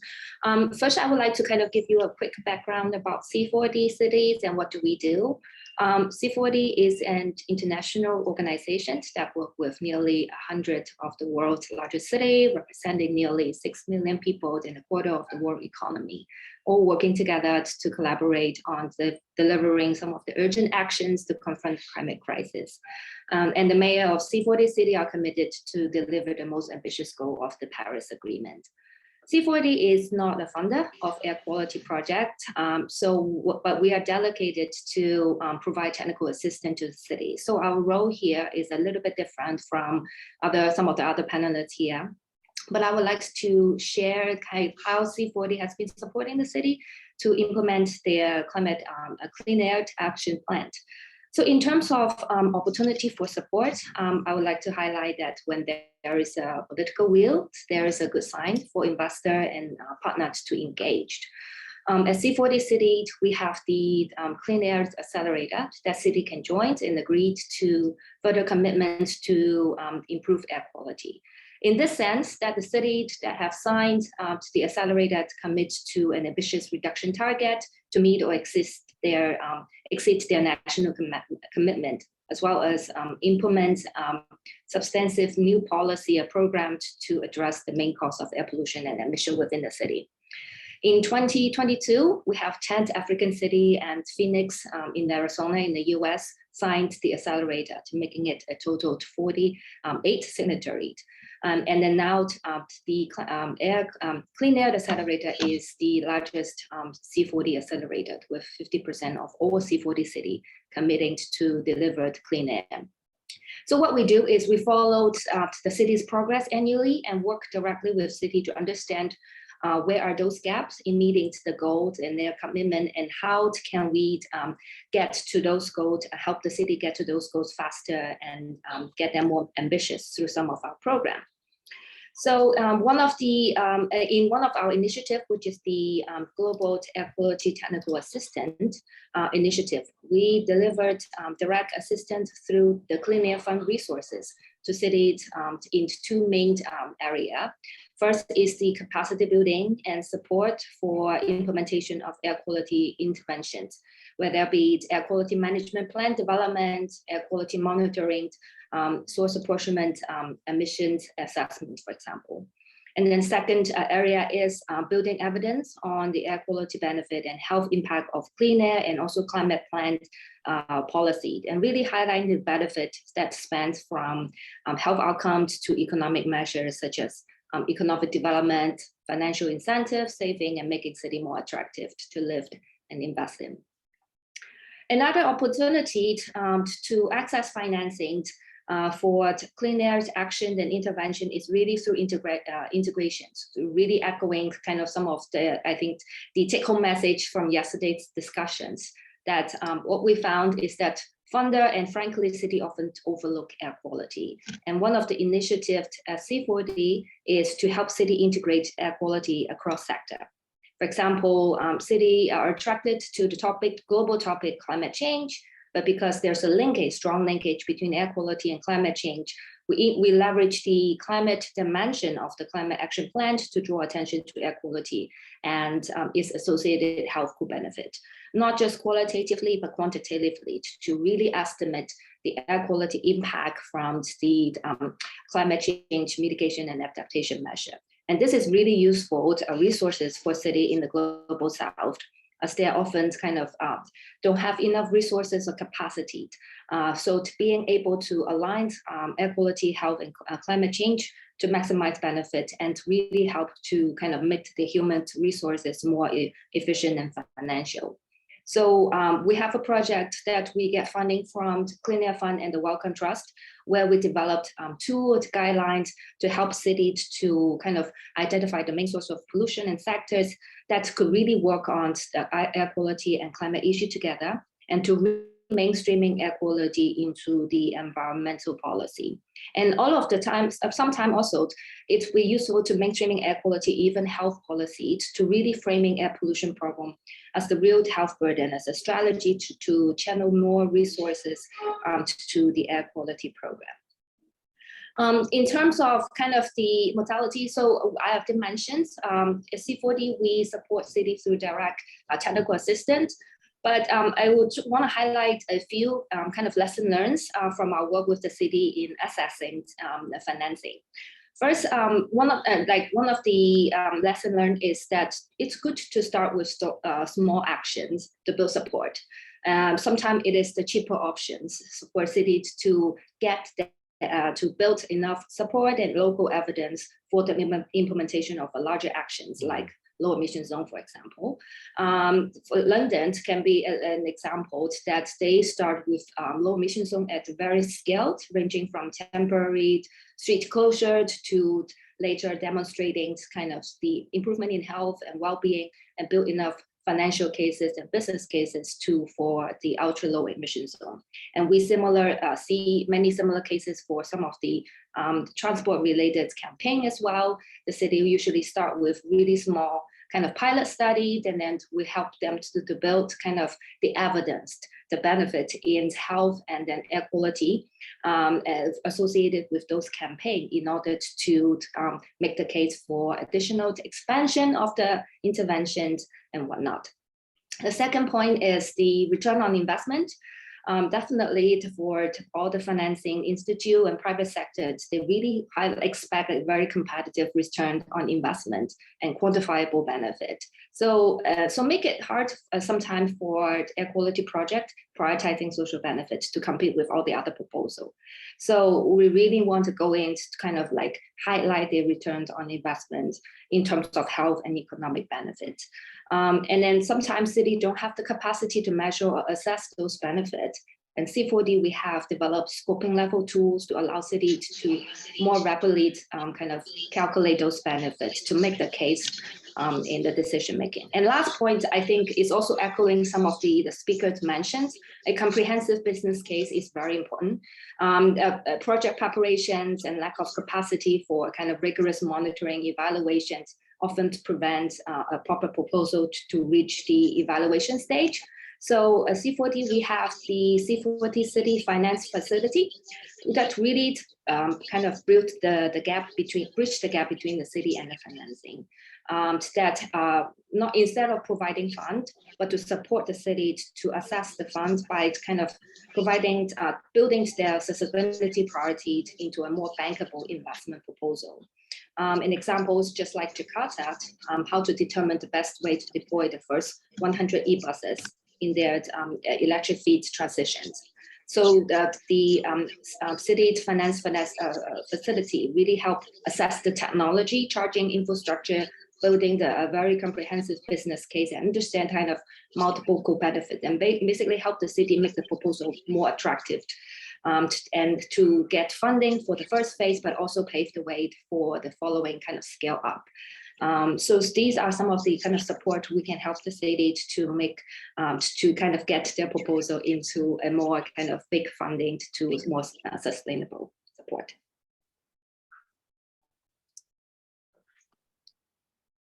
Thank you very much, Vivian. Loads of useful information in there. I think C40 really are a leading organisation in terms of recognising the potential co-benefits between climate change and air quality, and that's been something that's come up several times in the discussions over the last day or so. I think some really interesting points that you made, the idea of starting small, potentially, looking for actions that can be implemented quickly and relatively easily to enable you to generate some momentum, and then off the back of that momentum look for to grow and expand that action over time. The idea that there's a requirement to seek out a return on investment, and that may not be a financial return on investment, it's seeing the benefits associated with the health impacts of the action that's being implemented, as well as the air quality and the climate impacts as well, and that is associated with the monitoring and evaluation of the actions, which is something we talked about yesterday, the idea of collecting data on the actions that are being implemented so that you can tell the full story of what that action is achieving and how that is likely to be of interest to the organizations that are funding that action as well. And really interesting to hear about the work that you're doing under the climate finance facility and how that's, as you said, bridging the gap between the city and the funding organisation. So lots of interesting points. Thank you so much, Vivian. Very much appreciated. So I think a quick round of applause for Vivian. Thank you very much. Thank you. Excellent. Okay, so we will move on to our next virtual panel member. So on the line we have Stephen Peters, who is a Senior Energy Specialist in the Energy Sector Group at ADB. Stephen, thank you very much for joining us. Thanks, Tom. Can you hear me clearly? Yeah, loud and clear. So Super. if it's okay, Stephen, I hope you've heard the questions that we've raised. So if it's all right, I'll hand over to you. Thanks. Thank you very much. So I'm just trying to see my screen, which is shared. So presenting on the Clean Energy Financing Partnership. So first of all, thank you for Clean Energy Asia for inviting us, and also to Karma and the team for allowing us to present. This facility is drawing on trust funds from a number of countries: Australia, Japan, Norway, Spain, Sweden, the UK, Canada. And basically it's a collection of different funds that we deploy on energy related projects. And so obviously energy is a source of enormous amounts of not only greenhouse gases, but also pollutants and air pollutants. So we have a focus to try and help our DMCs improve their energy access and their security. And of course, we've committed to the low carbon transition. How we do this is by developing projects, and part of those projects will get recurrent funding from within ADB on the sovereign level, but they will also be supported on activities which perhaps are new, novel, or not business as usual. And the trust funds do a great deal of support for providing that funding, and I'll explain that in a bit more detail. We talked about the financing partnerships. There's quite a lot of money that's been deployed. It's about $274 million on 223 projects. And that's actually leveraged about $8 billion worth of funding. So it's been a very successful operation. So what's the composition of the CEFPF, the Clean Energy Financing Partnership Facility? There are a number of trust funds. So I'll just go through this and then I'll answer your questions in a sec, Tom, and weave this into the narrative. Clean Energy Financing Fund is the biggest, and that is about $125 million commitment. Then we have the Asia Clean Energy Fund from the government of Japan, carbon capture and storage facility, the Canadian Private Sector Fund, which is very interesting. It supports private sector engagement, so making a private sector proposal a little bit more interesting than it could be and a little bit more effective and engaging in those co-benefits. The Artificial Intelligence and Digitisation Fund from the UK government. I'll talk a little bit more about AI and the opportunities to link a lot of the data that's being produced with AI. And then the Energy Transition Mechanism Partnership Trust Fund from the government of Japan. So there's all of these funds will have specific interests and focuses. So just to go through them, these slides will be available, but I think it's important to realize that these pots of money have particular focus and particular interest. And then I'll talk about how you can align yourselves to possibly engage with those. Improve energy security for DMCs and increase clean energy is CEF. ACEF is focused on greenhouse gas reduction and renewable energy and technology. Carbon capture and storage, of course, is about carbon capture and storage. The wonderful Canadian Climate Fund looks at catalyzing private investments. So adding that component, climate component to a private sector investment that may make the difference between it being useful and perhaps being not as useful as it could be. The AI fund, which I will again talk about in a minute. And then the final fund is the Energy Transition Mechanism, which ADB's talked a lot about. It's got a current focus on retiring coal plants, but it's going to be having a larger focus on transitioning DMCs to clean energy. And there are a number of mitigation points and opportunities for that. And I believe that that will be an emerging and expanding focus, and that may go to emissions from a range of activities. I won't go into it in detail. So the modalities, concessional financing for CFPS and the Energy Transition Mechanism. There's a grant component to all investments, except CFPS. Technical assistance for all trusts, and in fact, technical assistance, specifically capability development, will be a very, very important chunk of it. And these can be applied as direct charges to draw down the funds. Now, to follow up on Joy's point, these are monies that are made available to ADB departments in lending. And ADB, I know everybody thinks they understand ADB, but actually ADB does sovereign lending, and it does private sector lending, and it also does private sector financial intermediation, which is giving money to banks. It provides credit guarantees. So there's a range of ADB products, and so these funds are applied to ADB products. So why is that important? I'll talk about the application in a minute, but the reason why it's important is that if you come to ADB with an idea or a proposal or a suggestion, and you engage with the project officer, it's extremely important that you understand how that project officer may be able to operationalize it. And that may be the case that you go to based on a particular city or in a particular country in engagement with particular government departments. And then the government departments think this is a good idea. Then you explore that some further with ADB. ADB may roll it into the design component of the project. It will still need to go through ADB's procurement process. So it's worthwhile engaging with project officers and getting their attention. And I think the clean air component to this has been a focus for a number of project offices, but not as many as it should be. And I'll talk a little bit about that in the next slide. These funds normally are applied for on a quarterly basis by project officers. And the general requirements is that they need to be signed off internally by a director, and they need to have a concept paper and TA documents attached, and you need to have the project officers at ADB need to have a reasonably good focus on this. So this is the interesting part. These projects represent a focus for two things. They represent a focus for the governments who are interested in air quality, and also the project officers who are interested in supporting them. And I would love to say that we have more energy, my energy colleagues who are really, really focused on air quality, but sad to say, I think everybody's a bit over-focused on climate and maybe could be more focused on a range of other planetary boundaries that we've got issues with. Not saying that climate's not important, but I think we need to be well-rounded in our approach to engaging on city activities. So you'll see that the People's Republic of China has an over-representation in focus on clean energy. We did a TA focusing on air conditioning systems, which was a result of a press release from China about how a number of people were infected with COVID through an air conditioning system in China. Now that links up to the health benefits and the engagement on health. So as an external party looking into ADB and trying to engage with ADB, the appropriate thing is to find the appropriate project officer, and you can do that by engaging through the website, checking out the website, doing a search through Google about air quality or the country you're in, and you'll find information on the ADB website. You can then go on to look at that information and identify who the project officer is. And generally speaking, you can put in a request to speak to them.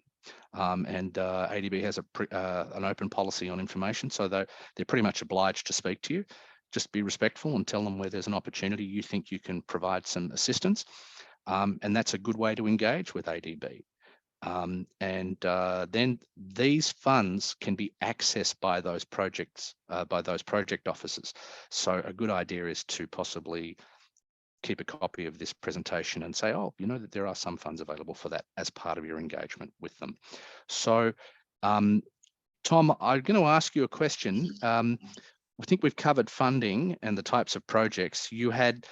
I just wanted to bring one point about modality, and this is not related to the trust funds, but it's more related to innovation.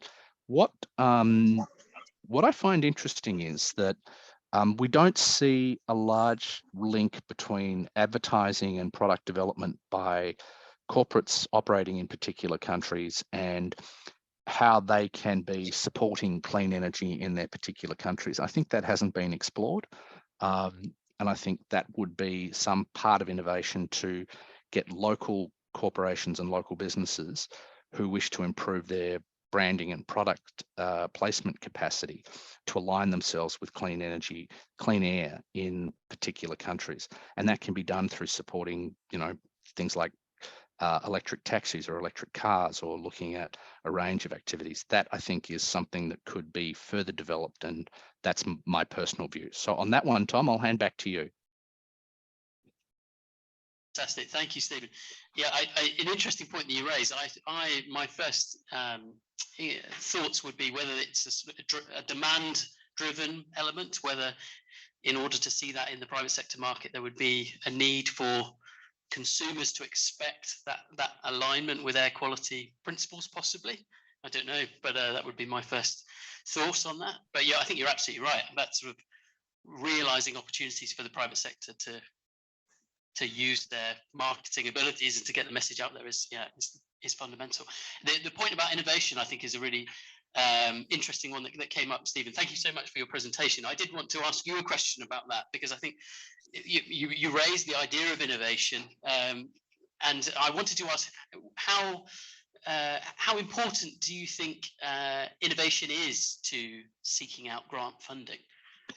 How effective can that be? So there's a subtlety here, and the subtlety is organizational and personnel driven.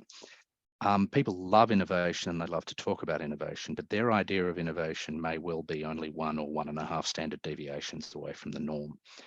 If you look at deep innovation and things that are really really, really disruptive. Those things are sometimes quite threatening, and they entail a lot of risk. And I take Vivian's point about starting small and doing things small. I would be suggesting that something that's really deeply disruptive may actually be a threat to governments and threat to people when they present it on a psychological basis.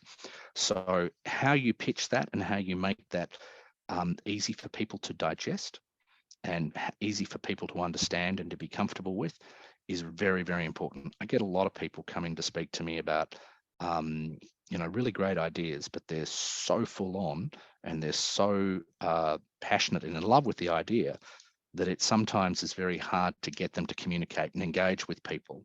And I think people get a bit threatened by it, which is a real pity because, that's exactly the sort of innovation that we should be pitching. AI is a great example. ADB is working on AI with Amazon Web Services, and that is looking at process modeling, actually the opportunities to use data and model activities. Like Vivian talked about the tool that they have for modeling air quality and looking at opportunities to engage. We recently did a tool that we developed for a city in Cambodia, Kitty in Indonesia, and we've test bedded it in Cambodia. And we've taken a whole bunch of waste to energy interventions. So, biogas, incinerators, all these sorts of things, which are all have very different characteristics. And we've gone through and we've modeled carbon emissions, emissions from persistent organic pollutants, NOx, SOx, the implications on dailies, the implications on a range of other jobs for women, jobs generally. And then what we've done is we've done a plot which talks about what's the economic impact and what is the financial impact. And what we found was very, very interesting. The driver behind that is the price of the social cost of carbon. But we're not pricing air pollutants. We don't have a price. We don't have an agreed number. We don't have an agreed number for SOx or NOx. We don't have an agreed number for persistent organic pollutants. And so as a consequence, it's really hard for us to measure that economic and those financial numbers. I think that would have a profound impact in the way that people, policymakers, understand the risk. DALIs are a great example of how you can model that from a health point of view. I'm very happy to share the stuff on the study on Phnom Penh when it's approved, because I think that would have a big impact on the work that's being done on clean air. And I really think clean air is tremendously important. It's one of the 9 planetary boundaries that we're not operating within. So yeah, thanks, Tom. Thank you very much, Stephen. That's fantastic. And I think the point about balancing innovation with risk is really important. We've talked a lot over the last day or so about evidence base and ensuring that you've got an evidence base to justify the decisions that are being made. And I suppose if you're looking at innovative solutions, then the importance of the evidence base becomes even more strong, essentially, because there is associated risk with it. But thank you very much. I also wanted to thank you, Stephen, for the points that you raised about understanding the project officers, because I think that leads very nicely into the session we'll be having this afternoon, where you'll have an opportunity to meet with project officers. So some really useful points. Thank you very much, Stephen, and a quick round of applause, please. Okay, and I think we have time for our last speaker, who unfortunately couldn't join us live, but has provided a recorded presentation. So I'll just check that the presentation is available. And this is provided by Martina Otto from the Clean Air and Climate Coalition. So here's Martina.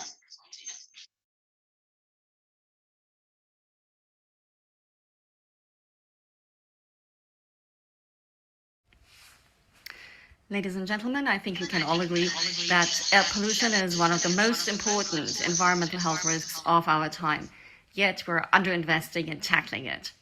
The report, Actions on Air Quality, which was released by UNEP in 2021, identified inadequate funding for air quality management as one of the key challenges. To overcome this, you may want to consider different funding opportunities at home and tapping into international funding. The World Bank, for example, estimated the cost of air pollution at around 10% of the GDP in the region, and that makes for a rather compelling case to factor air quality impacts into urban infrastructure and into industrial development decisions, as well as into sector policies. And what do I mean here is setting standards that help direct these investments to also improve air quality. Now, second is mobilizing climate funding to improve also air quality, and making this connection between climate and clean air is really our bread and butter at the Climate and Clean Air Coalition. And there are a number of good reasons for doing so. And the first is that air pollutants and greenhouse gases are often released from the same sources. Then the short-lived climate pollutants, SLCPs, such as methane and black carbon, that we focus on in the CCAC, they directly contribute to both impacts simultaneously. And because they have a much higher global warming potential and have a shorter lifetime in the atmosphere than CO2, fast action to cut short-lived climate pollutant emissions is the most effective way to keep global warming below 1.5 degrees. So a joined-up narrative to use the available funding to deliver on the deadly duo of global warming and air pollution. What we also need to do, ladies and gentlemen, is to crowd in other players. And one of them is the private sector. And we just launched in the CCAC new guidelines to include air quality impacts across the value chain into companies' inventories. And as we all know, measuring is a first step to fixing a problem. The other set of actors are cities. They are at the front line with a range of things they can do within their jurisdiction, and obviously they're also the implementation force to make good on central government objectives. Yet often they don't have the means to do this task, and we need to reflect this better in the available funding streams. That was subject to the UNEA City Summits, 2 editions, where we highlighted that our green bonds, for example, are on the rise, the importance of guarantees for urban infrastructure investments, including nature-based solutions, so national guarantees, as well as specific windows for local action in international funding, such as the Global Environment Facility's Sustainable Cities Impact Program. And finally, the CCAC, we have a trust fund to provide technical and policy assistance. We're a global partnership of 77 countries and 78 non-state partners committed to catalyzing action to reduce short-lived climate pollutants, and both the Secretariat and the Trust Fund are hosted by UNEP. We're strongly rooted in science, and an example is this Asia and Pacific specific report that we issued with UNEP and the Asia Pacific Clean Air Partnership that identified 25 clean air measures that are directly actionable and that are proven and cost effective. And we have quantified also multiple benefits, including 1 billion people breathing cleaner air by 2030. Now, we offer different funding windows for direct support to ODA eligible countries. And that includes the development of comprehensive national plans that integrate climate and clean air in a way that involves key stakeholders. We also look at mitigation action in key sectors. So, for example, open burning of waste and agricultural residues, transport, household energy, the brick sector, so all sectors that are like carbon-rich sources. And we provide support here, sector policies as well as technology rollout, following engagement strategies that have been developed by partners sector by sector. We also have a window for short-term targeted expert assistance projects with a budget up to 30 to exceptionally 50K for example, guidance on technological options, funding opportunities, applications of measurement tools, and policy development. And finally, our sector hubs do provide an opportunity not only for peer-to-peer exchanges, but also for matchmaking between different projects, funding sources, and also developing a project pipeline. At the moment, we're running an expression of interest process to identify country needs and priorities, and the deadline here is 23rd of December, so I call upon all countries to put their requests in. And then we have a few examples of what we've done. Not one that is not from this region, but where we have supported local government with measurement and planning, and that's in Accra. In Cambodia, for example, with UNEP and the Asia Pacific Clean Air Partnership and the Stockholm Environment Institute, we supported the Ministry of Environment in the development of an integrated emissions inventory and co-benefits assessment. And this informed the development of Cambodia's first clean air plan, which was launched in 2021. And now for next year, we plan to support the implementation of key priority measures included in this plan. In Pakistan, for example, together with Clean Air Asia and Stockholm Environment Institute, we supported the Ministry of Climate Change in the development of an action plan, and we built capacity of provincial governments. So just a few examples.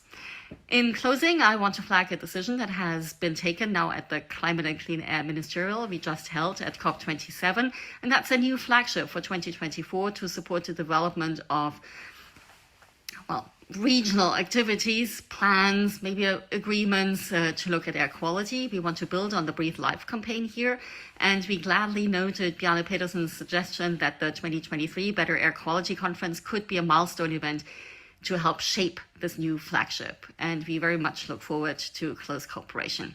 Thank you.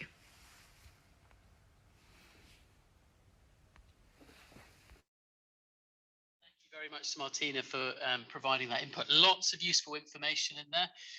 I noted down a few points that were made. The idea that the decisions being made are rooted in science, and I think that should provide everyone here with some reassurance that what you've been doing on your clean air action plans is absolutely along the right lines, because they've been based on the data and the evidence to support the actions being identified. We heard again about the importance of recognizing co-benefits.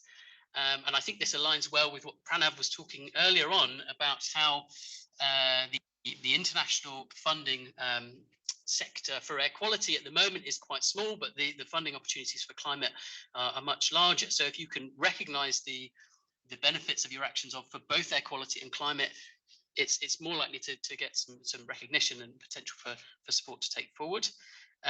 Martina made the point about the cities being on the front line, which I think is absolutely right, both in terms of air quality challenges and climate change. And the other point that Martina raised was about understanding the cycles for funding, which I think is really important. So that's perhaps something for you as cities to take some time doing. Look at when funding opportunities are coming up from different organizations, what the application deadlines are. Martina mentioned an expression of interest deadline coming up in December. So it's always important to be aware of these, make sure that if there are applications that are suitable to the actions that you're looking to put in place, think about how you can put those together and get them submitted in time and give yourselves a chance of getting access to some of that funding. We do have just a couple of minutes remaining in this session, so I will give an opportunity if anyone has any questions in the room for our panelists.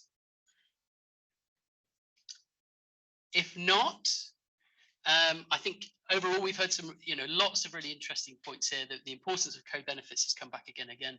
The importance of evidence-based solutions, and I think we've heard, lots of exciting opportunities potentially for funding to support effective air quality action. So I just want to take the opportunity to thank very much the panelists that have joined us today. We really appreciate your time, and if I can ask for just one final round of applause for everyone on the panel. Thank you very much, and I will hand back to Glinda.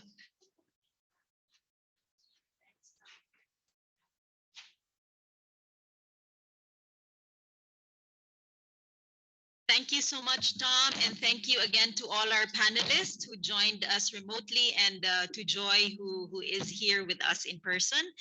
Okay, so before we go for our lunch break, I'd just like to give to say that we will have 60 minutes for lunch today, slightly shorter than yesterday, but I think that should be sufficient. And then when we come back after lunch, we will start with a panel discussion with ADB with ADB regional department staff. Yes, and so we will dig a little bit deeper on following up on the suggestion of one of our panelists earlier to really speak with project officers in regional departments on how our clean air programs can be integrated into their pipeline of projects. Okay, so I think the lunch will again be just here in the multifunction hall, and that the food will be available outside. So please take the full hour and be back here by 1:15 this afternoon. So have a great lunch. Oh, and sorry, one quick announcement from Bulgan. Bulgan, please. Hi everyone. Before the lunch, I want to show you this knowledge product which was published and will be distributed to everyone. I think some of you already may leave during lunch because of your flights. So this will be distributed to the registration desk for you to sign. And those whose colleagues are not here, but you could pick for them. And then we will communicate with the resident missions how many colleagues would be needed. And for each city, stakeholders, I think you had workshop participants who been actively participated. So we will be sending through courier like La Trinidad, those cities. Thank you very much. So it will be good knowledge product for using throughout the year 2023. Thank you.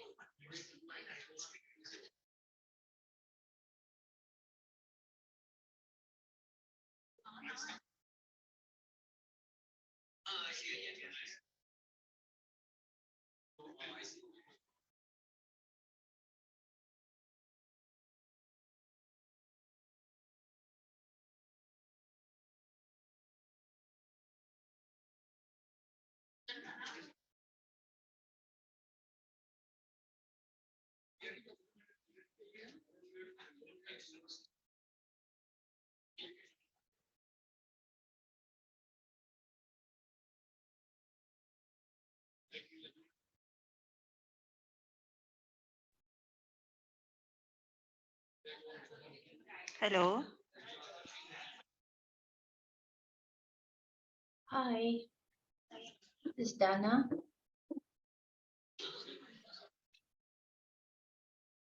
Hi, Pamela. Checking if you can hear us well. Yes, I can. Can you Okay, hear we me? can hear you well. Yes. And then we can see your video. It's clear right now. So I think that's okay. So we'll start in a few minutes. So thank you for doing the technical check. Thank you. Thank you.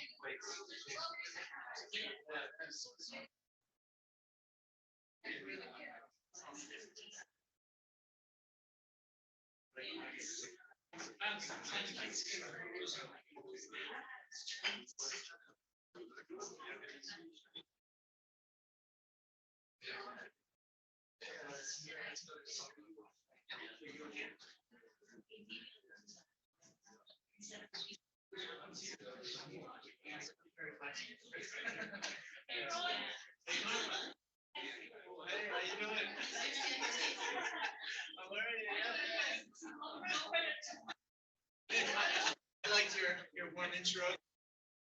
And then, but then your subject,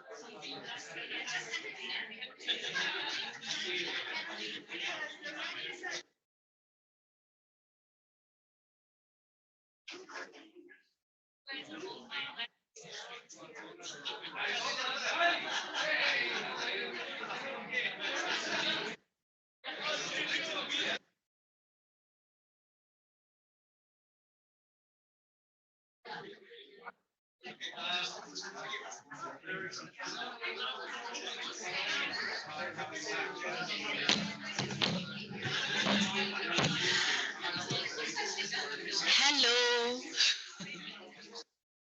Good afternoon, everyone. It would be great if we can settle down and begin our next panel discussion. Um, so welcome back to the regional workshop. And this afternoon, we start with a panel discussion on opportunities for integrating air quality projects in the ADB project portfolio. So we have with us regional department staff who will be a part of this panel. So please help me welcome them and to come to the stage. First, I'd like to call on Ron Slangen, Unit Head of Portfolio Management, Central and West Asia Urban and Water Division.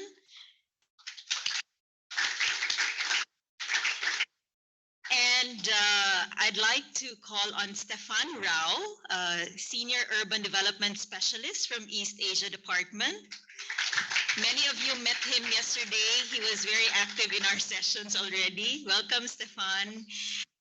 Jesper Klint Peterson, Portfolio Results, Safeguards, and Gender Unit also of Central and West Asia Regional Department. And joining us virtually from Singapore, please help me welcome Pamela Chang, Senior Transport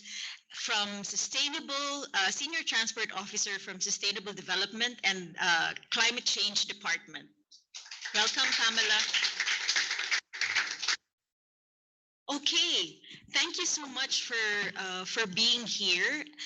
As I mentioned to you in the email, we have 7 cities from 5 countries which have undergone a process of either developing a clean air action plan that is evidence-based and or developed a roadmap to developing a clean air action plan. So many of them are very interested to know how the actions that they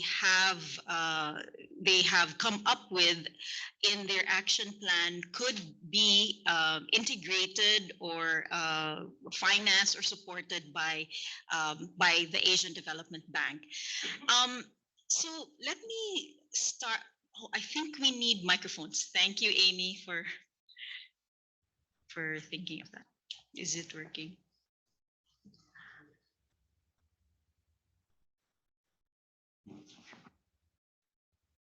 Okay. To start the ball rolling, Ron, I'd like to address these first 2 questions to you. So, our cities are also interested to know about sectoral projects which also improve air quality. And I heard that the Central and West Asia Urban and Water Division has some very interesting clean air initiatives in its portfolio. So we would be very interested to know, could you please share information on these initiatives? Yeah, thank you so much for the question. And first of all, very nice to be here. Thank you for the invitation. And it looks like this is day 2, so you've already had a lot of good discussions on this topic. In terms of air quality, personally, I think like most of you like to spend time outside. And my hobby is running. So certainly fresh air is something that I appreciate very much as, say, a hobby runner. But from ADB perspective, I would say that in the Central and West Asia Department, which I've been working for 3 years now, prior to CW, I was in the South Asia Department for 11 years. But one of the things that I noticed different in Central and West Asia is a lot more urban transit projects, so mass transit infrastructure that we are supporting in our countries in Central and West Asia, specifically Pakistan, Kyrgyzstan, and maybe soon to be Georgia. Especially in Pakistan, we have a pretty sizable portfolio of mass transit projects. We have one that is closing this year, which I visited recently in Peshawar. This was approved in 2017. So for those that don't know Peshawar, I think we have some representatives from Pakistan.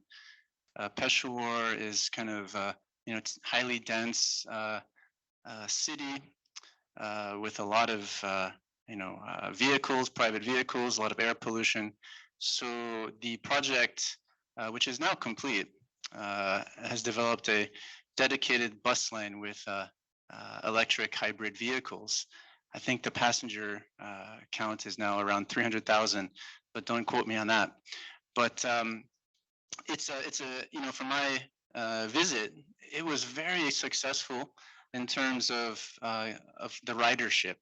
Not only from the ridership, but also you could think about the buses were full, and all those passengers would be, otherwise be driving their own vehicles or taking taxis. So there's certainly an impact on the air quality. For my colleagues who prepared that project, they noticed a clear difference from the beginning of the project until now, that the air quality has improved. So I think mass transit projects are an important way of improving air quality in cities. I think it's one of the main, or one of the priority investments that are coming out of these clean air action plans.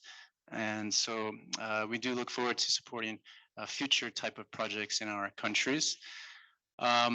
We also have a new recently approved project in Karachi, similar type of project, and clean, how should I say, electric hybrid buses, a new fleet in Kyrgyzstan. Bishkek is one of the cities where a clean air action plan is being prepared. I believe the report will be due in December. So I think a phase 2 of this project will very much be included in our pipeline. And I think that links very much to the clean air action plan in Bishkek. I'm happy to talk more on any of these details, but maybe I'll conclude for now. Thanks. Thank you so much, Ron. This has been the question that the cities have posed to us. After the technical assistance project, what becomes of the clean air action plans? How could we actually secure financing for several of these very interesting sector projects? No, many have ideas on how they can reduce emissions from transportation, from the waste sector, and from industries. And so just keeping to the Central and West Asia portfolio, so may I turn to Jesper?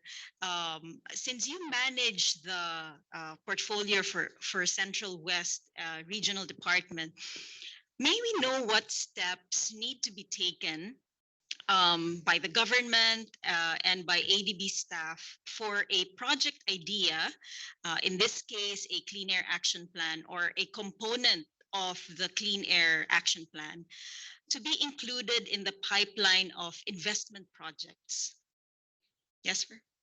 Thank you very much. And just like Ron, I'm also an avid runner in the morning and enjoy clean air, which we don't have too much of in Manila, unfortunately. But in my stint, in my former life in Vietnam, where I worked with with colleagues in Vietnam Resident Mission, I certainly enjoyed having a lake in the city, a park in the city that was kind of giving the lung to the city.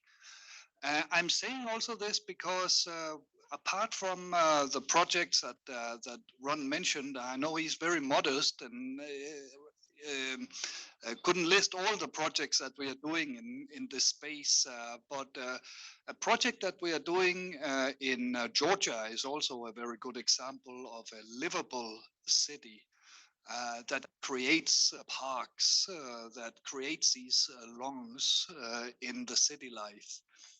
So what we did in such a project, we actually took off from an SDCC initiated TA many years ago to translate the findings of this knowledge TA into a TRTA. Now, what is a TRTA? That is a transaction TA that is eventually leading to a loan, to a project. So moving from a technical assistance to a real project. So we have had, not only in this Georgia example, but all across ADB, we have had several initiatives that came from a KSTA, a RETA from SDCC, such as your own, that actually translated into a project. So what teams are normally doing in order to transition from TA to project is to engage both with of course, the sector ministry, the sector agency, the focal for ADB in the country. So in the case of here in the Philippines, it's NEDA or MPI in Vietnam. In Pakistan, it's EAD. And then, of course, with the ADB project team to see what kind of findings from the RETA can be incorporated into a TRTA. Now, these are very early discussions. This is typically happening maybe 2 or 3 years before an eventual project will come to fruition. So once an agreement has been made to develop a TRTA, that TRTA gets into ADB's pipeline. And how does that get into ADB's pipeline? This is by what we call the annual country programming missions. So people like myself, like Stefan, Ron, a lot of other people are part of these country program missions every year, where we agree with sector ministries and we agree with ADB's focal point in each country on what gets into the pipeline. Now that pipeline, we call that ICPM. It's an indicative country program document that is then eventually being approved by not only by Ministry of Finance, Ministry of Economy in your countries, but also approved by ADB management. So next step is once that this transaction TA has been approved by us, then we start allocating funds. And now this is where it really starts becoming interesting. So these funds are typically funded either by ADB itself. We have something called special funds, TASF it's called. But there are a lot of other funding sources for TAs also. And SDCC is actually managing quite a lot of some of these funding sources, which we then often tap into as an operations department. Consultants are then recruited to prepare a project. These consultants, of course, go back to this KSTA work that you have now worked on and try to pick out relevant elements that can be incorporated into this transaction TA to prepare a project. So clean air may just be one component of your project, but the project could be much larger.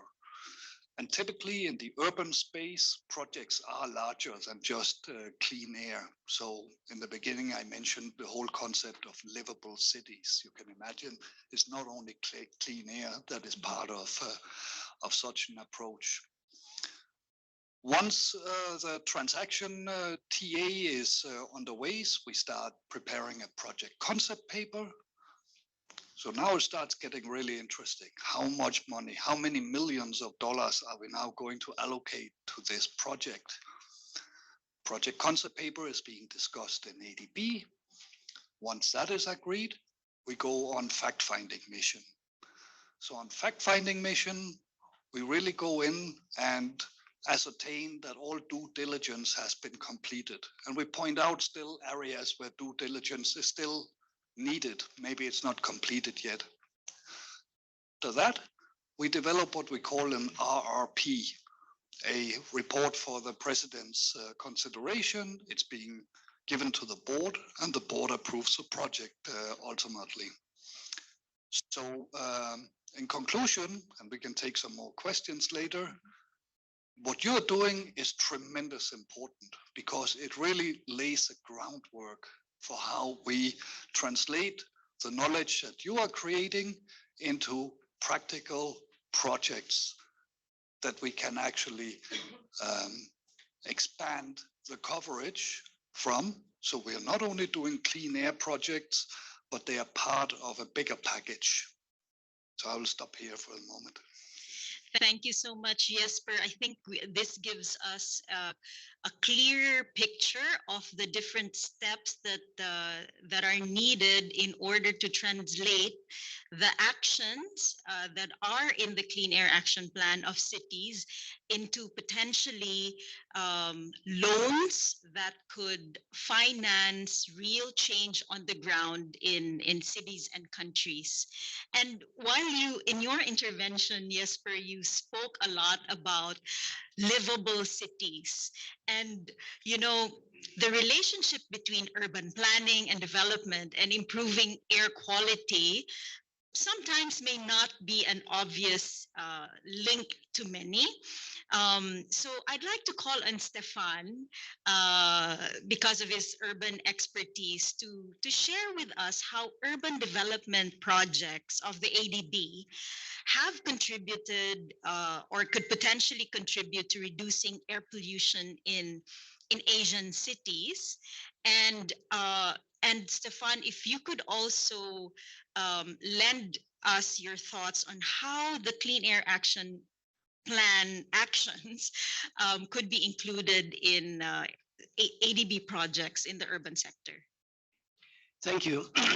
Thank you, Ron and Jesper, for these interventions. And this kind of TA is really making me very happy to work in ADB, because the work that you have all done in your cities is very, very meaningful. And I'm very proud, of course, of our colleagues in SDCC and the consultants to have come up with very specific measures on both monitoring and measures and actions, monitoring air pollution to get the science right, assess impacts on health mainly of this air pollution, and then come up with very specific measures. And in all your cities, you have really done a fantastic work of addressing some of the key pollutants through very specific measures in various sectors. And I think the beauty of your topic is that it is, I would not say only air pollution, I would say that air pollution improvements are integral with other measures that we do. So air pollution of course is also aligned with low carbon development. Yeah. So ADB, we will be the climate bank in Asia, and we have made a very significant commitment to have 100 billion of climate financing by 2030, which is a very challenging objective. So that's why this kind of TA is really very meaningful, because having clean air also reduces obviously climate greenhouse gas emissions. So that will be a direct contribution. Yeah. So that is the good news also, because ADB as climate bank, we will finance primarily and as a priority such kind of projects where we have high levels of climate financing. So your work is indeed very meaningful for ADB's operation and also future engagement with countries and cities. I'm from the East Asia department, so our work focuses on the PRC, on China and in Mongolia. We have some colleagues from the city of Erdenet here. I did a project in Dahan previously, and Erdenet is the second largest city in the country in Mongolia. And Erdenet not only has prepared sort of this draft or this outline, a clean air action plan under this TA, but Erdenet also has embarked on the ambition of becoming a zero waste city. So Erdenet, I think, has done really a lot of work in a very cross-sectoral way to be out there on a low carbon and healthy environment. So healthy, sorry, that's already the topic. Livable cities, of course, is people-centered. Livable cities is one of our operational priorities under Strategy 2040. Both Jesper and Ron have mentioned that. And the beauty about this topic that you have chosen, a clean air, I think is about people's health in the end. Yeah. So it is a challenge for all urban planners and urban managers, is that you need to bring the people of the different departments, different line departments around the table. So if you bring them around the table around whatever transport or green spaces, it's always difficult. But if you bring them around the table around the topic of health, nobody would say no. And I think that's the beauty about your topic. And we have prepared a document, a toolkit that we call Healthy and Age-Friendly Cities. We've prepared it for the PRC.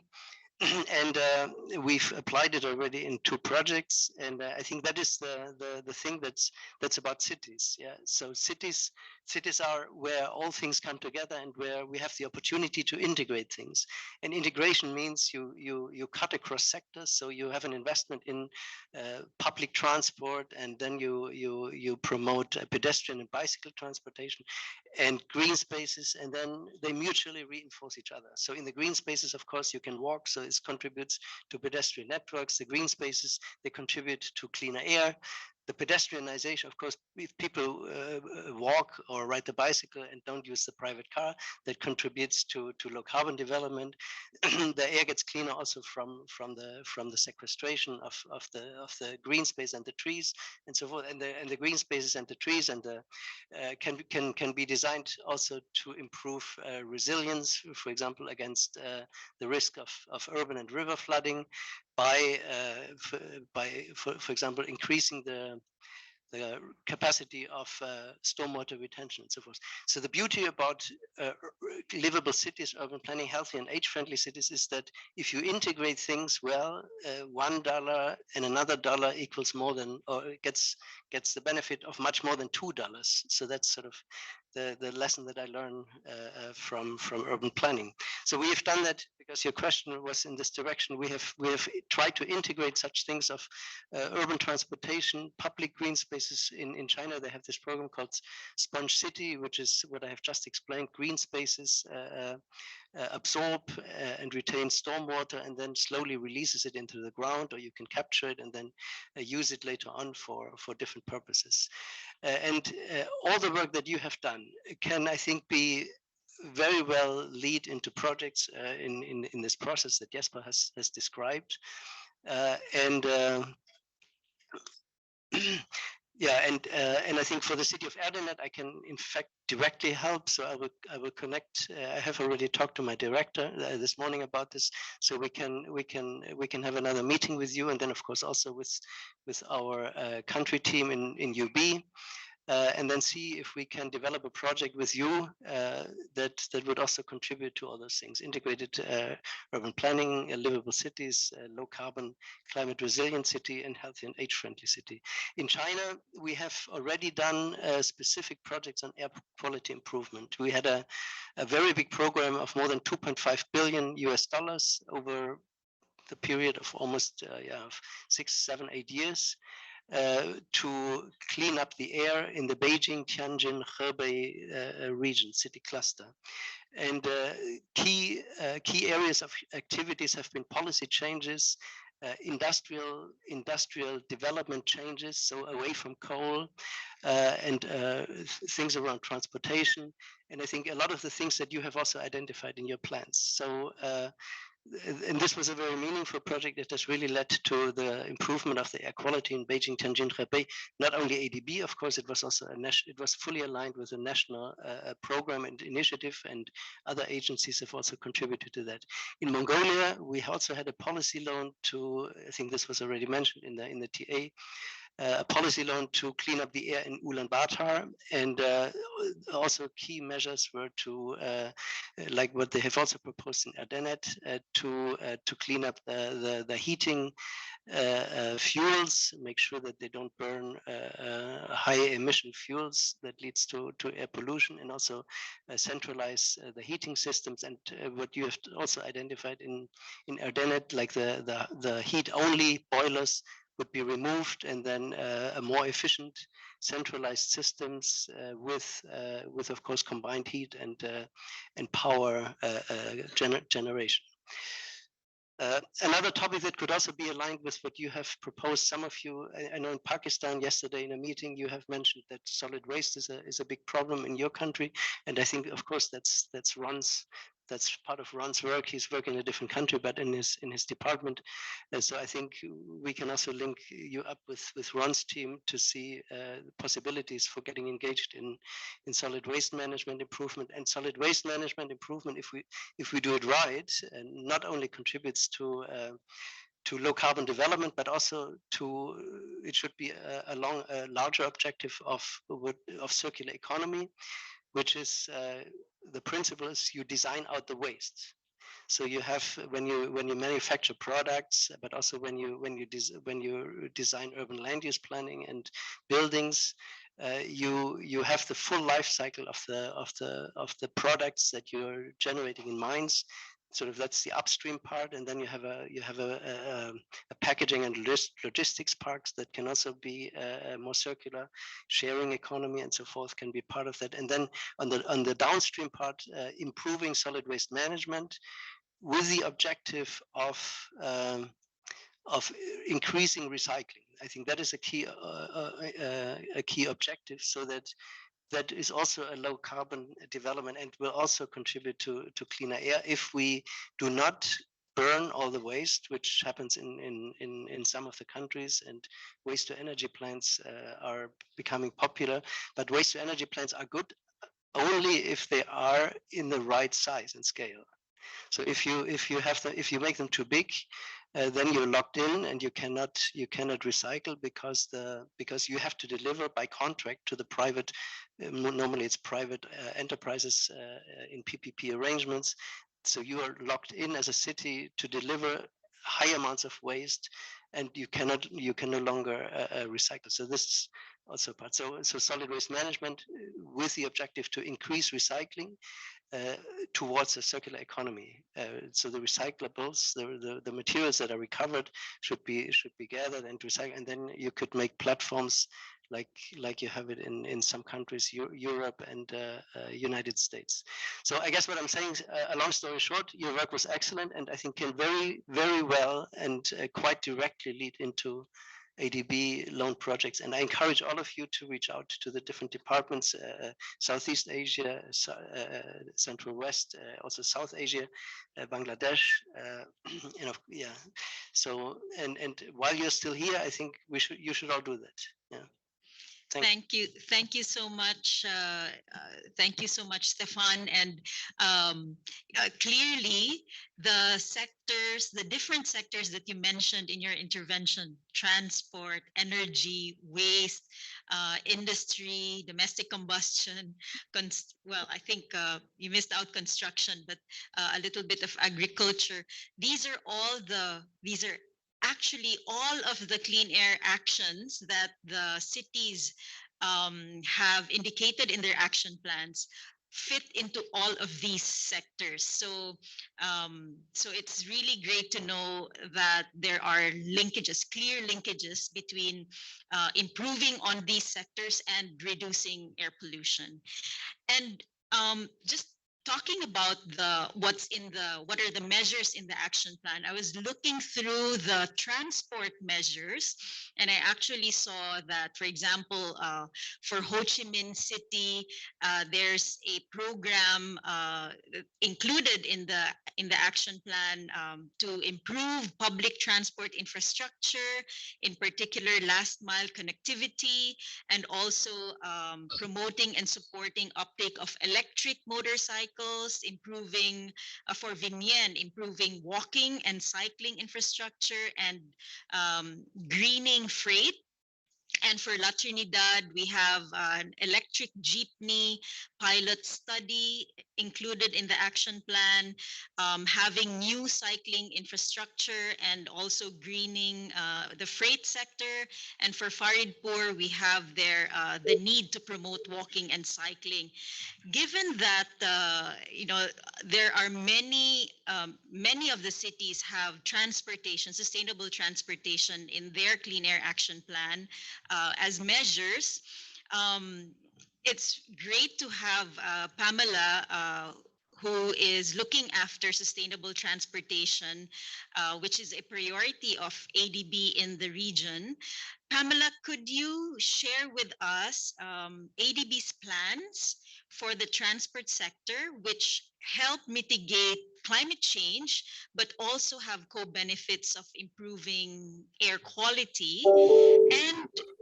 And if you may, could you also please give us a few of your thoughts on what needs to be done to include air quality related projects or the clean air action plans in the ADB project portfolio, particularly those relating to transport related pollution.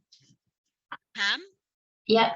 Okay. Thanks so much, Glinda. And so nice to be on this panel. Thank you for inviting me as I represent the transport sector group. And hello, everyone. Yeah, so I think this is a really important workshop. The agenda for Clean Air Action Plan. It's really important one. I'm not a runner, but I love clean air, of course. We all love to open our windows to nice clean air. So mitigating air pollution is an important agenda for ADB as well as transport. And the measures to tackle air pollution has very strong synergies with efforts to tackle climate change. Because the source is the same for transport, right? They're coming from the internal combustion engines of the vehicles and the vessels. And it was really nice to hear about the different types of electrification across the different modes in the Clean Air Action Plan in your cities. And so as the other panelists have mentioned, ADB is repositioning ourselves as the Asia and the Pacific's climate bank. We are committed to aligning all our operations with the Paris Agreement. But climate proofing is not something new to our business in the sense that we have been doing it for many years. But right now, there is a renewed commitment to do much more. Rather than designing climate into standalone projects like roads, like adaptation of roads or ports, for example, there's now a lot more emphasis to think more upstream, to look beyond the individual projects and how transport can actually be designed as an enabler for development, an enabler of mitigation, adaptation, and resilience, which the other panelists have talked about. And from this, the clean air agenda will also benefit from because of the strong co-benefits. So recently, our management approved a range of sector directional guidelines to set out how ADB intends to address the challenges that we face today, as well as to harness opportunities ahead. And it's very clear that we need to balance our efforts to tackle climate change with development needs. And so it talks about the need for three main things. The first being integrated solutions, the second being improved accessibility, and the third being reducing negative externalities. Now, so it's great to know the substantial interest in e-mobility in the room, as I've heard about, interest in e-buses, e-jeepneys, and first last mile connectivity, and that's fantastic. Because this can really help tackle the negative externality like air pollution, climate change, without compromising the increasing demand for mobility in the Asia and the Pacific, which, as we all know, will grow over time. And so then the question is, if e-mobility is the future of mobility, then we really need to consider how we're going to design the transport services to enable this future state. How do we enable our roads to carry the EVs of the future? They need to be enabled with charging infrastructure. The roads needs to be grid connected. And what types of operating models are most appropriate for the different vehicle fleets? When you think about, is it going to be a public sector modality? Is it private sector modality? And also thinking about the overall ecosystem, the battery production, of course, environmental aspects, battery as a service for the smaller EVs, and how and who will maintain the fleets and power up the EVs. And this is where we really need integrated solutions. And so it no longer is just a pure transport project, but it becomes an energy sector project, an urban sector project. We need to think about grid upgrades, right? And climate and environmental aspects. So then we also need to consider like which public private sectors are best placed to manage the risks of owning operating and maintaining. And so the question of procurement, what's the best procurement model comes in as well. And so what policy strategies, investments needs to be in place to deliver this desired future and this shared vision that we all have. And so we have in the past year or so, more intensively in the past year, but we have been doing e-mobility for quite a number of years now. And we've been delivering various studies and supporting some pilot deployment projects, as Joy mentioned, with UCCRTF, HLTF, etc., as well as a global environment funds. And we have been exploring different concepts, and we really hope to scale these ideas if these may be of interest to you. But all of these ideas going forward, it really requires us to work very cross-sectorally within our own domains, as well as with our clients, which is all of you, to put together very cross-cutting implementation teams, right? And so to achieve this, we really need to break down the siloed business and organizational structures to tackle the shared challenges to achieve the future state. And now Glinda is asking what needs to be done to scale up the air quality projects, and how do we incorporate that into the Clean Air Action Plan? I think we need to talk about avoid, shift, improve strategies, which I think might have been already covered in this workshop, so I'll not talk too much. But in addition to that, it's also important to think about upstream planning, as I mentioned, the upstream work. And so there is a lot of discussion right now, and the thinking is, towards, we need to think about low carbon pathways. We need to start building those and e-mobility roadmaps. It's not going to happen overnight. It's going to be an incremental phased process, right? Because of to a phased kind of enhancing the readiness of every country, of every different development context, in order to reach the net zero future, which could be a different timeline for for different countries. And policies, regulations, and targets are also important. For example, thinking about fossil fuel subsidies, how to remove them, carbon taxes, supporting EV sales targets, for example.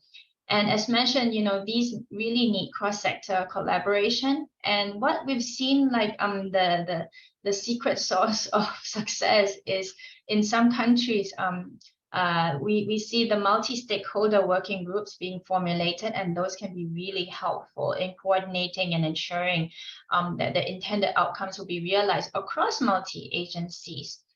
And so, yeah, I don't want to talk too much about that because I think that the time is running out. But of course, the final part is the most important, financing. And on this note, I'm very pleased to share that we do in Transport Sector Group have some funding resources to support some initial scoping studies for e-mobility ideas. If you're interested, please get in touch with myself or Karma or the organizers. For example, we can do some initial feasibility of e-mobility roadmaps or e-buses or 2- and 3-wheelers. And if you're interested, reach out to me.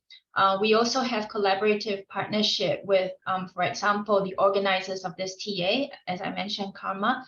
And we can also structure the types of different supports just to help realize these different ideas. As one ADB, as mentioned by many of my colleagues as well on this panel, we also actually have sovereign operations as well as non-sovereign operations, our private sector operations departments, as well as some office of PPP.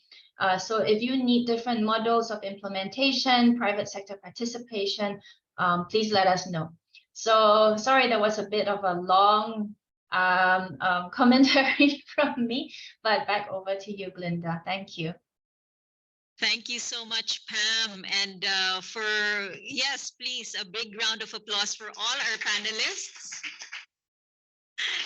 And so I don't know if you listened carefully to Pam's last few statements, where she said, for those who are wanting to do more electric mobility work in their cities, please approach Karma and approach her because she has a pot of money to assist you. So, and yes, and Stefan will contribute as well. Go ahead, Stefan. Yeah, in fact for everything, all the other activities as well. There's funds from ADB available to do what Jasper has explained, to provide technical assistance to prepare projects. Yeah, we have several funds. We have we don't have to name them, but we have facilities where we can do pre-feasibility studies and then the actual project preparation in all departments and from STCC supported. So that's very good to know. I'm sure the cities now, so now is your time to ask your questions to our panelists here from the regional departments about financing. So we have, I think we still have 10 to 15 minutes for your questions. Anyone from the floor? Yes. Our Pakistan colleague. Kindly identify yourself, sir, so our panelists. My name is Usman Ali Khan. I'm Secretary, Environment Protection Department with the Government of Punjab. It's a provincial department. I suppose one of the colleagues mentioned about my last day's discourse regarding the solid waste management issue. We have a very big issue in bigger metropolises like provincial capitals, wherein we are eating land every year by dumping solid waste, and we do not know what to do about it. This is happening in major cities. So I would really like that if I can approach you, how can I approach you for any technical assistance in this regard? Secondly, our major issue is that we have around, if I talk about my provincial capital, which the province I represent, we have 3-wheelers and 2-wheelers to the tune of about 18 million that are contributing around 29% of the air pollution that we have in this city. So we were trying to fancy around this idea of going for 2-wheelers and 3-wheelers. So surely I would be very much enthusiastic if we can approach you regarding this, Pamela, regarding this e-wheeler feasibility study on going for e-vehicle, at least for 2-wheelers and 3-wheelers. Because as I understood, and previously maybe I had some idea, it's a very cross-sectoral approach, because it's not only the transport department, it's more of the energy department, and coming together, a collaboration of the private sector with the public sector, so that this can kick off. I don't know whether I have made my comment or point well. Thank you so much. Just checking if yes, please. So I'd like to ask those with questions now, and then go to the panelists so they can respond in one go. Yeah, yes. Hello, I'm Xin Ren. I'm working in the ADB on the environment. Actually, I want to respond to the question on solid waste.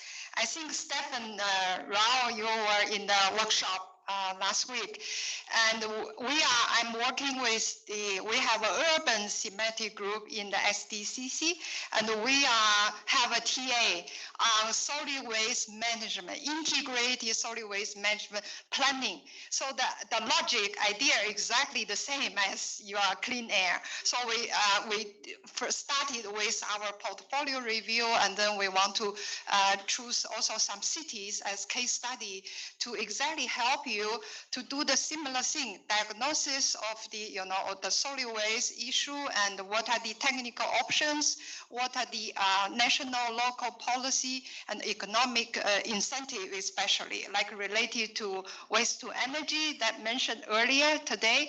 So, and all these issue, and then based on the diagnosis and the quantification, we develop integrated, exactly as our panelists said, that is integrated with, air pollution, with livable city and all this.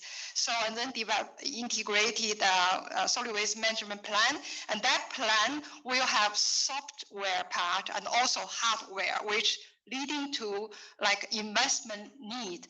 And then the plan itself basically can provide justification during the process. That exactly leading to, say, pre-feasibility study and leading to a portfolio development that our panelists all said. So it's the same logic, but in the solid waste management. So you can contact, again, through the organizer, through Karma and Baugen, and then to me. We are all colleagues anyway, so then you can reach me.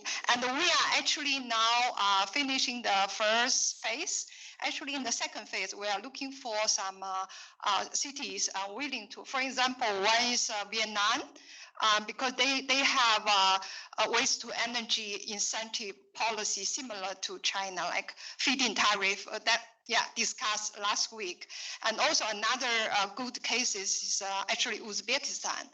And then also in the CWID, they did a very good TA actually exactly integrated waste management, so following the same law. So we also want to learn more from Uzbekistan. And then another, we are thinking like in South Asia, like Pakistan, and also I think Bangladesh also have some previous projects, so that could be a good candidate for further collaboration, and then that can lead to really some long or even future project with ADB.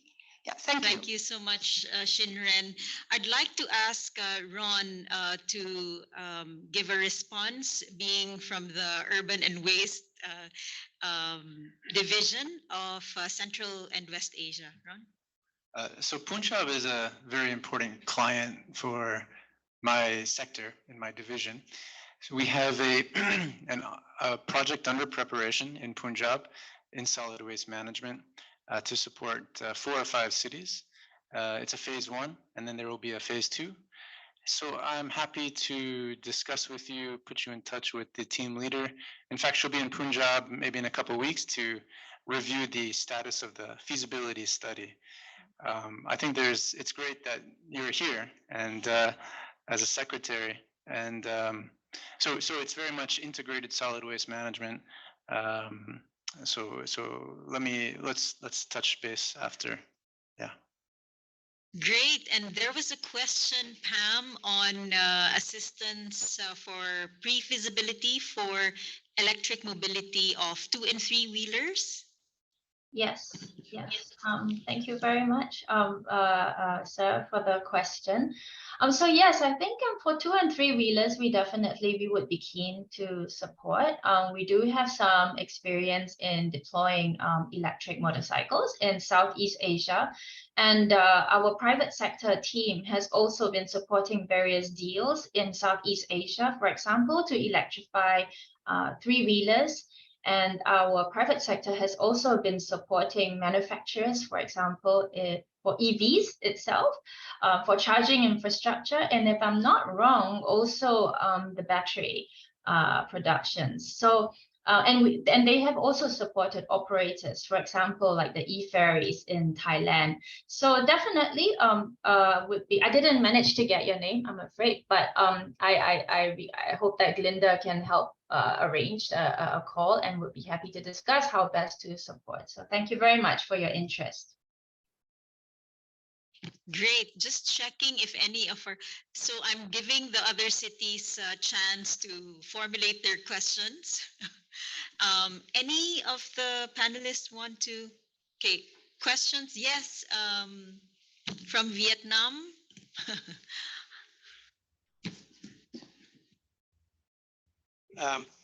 I see you talk about a lot about the IDB spot for Mark Transport project, and also for low carbon spot, etc. Renewable energy. So of course we focus on this mitigation, right? And through the project we may have a co-benefits of the air pollution management. Like in Vietnam, when we develop project, I found for the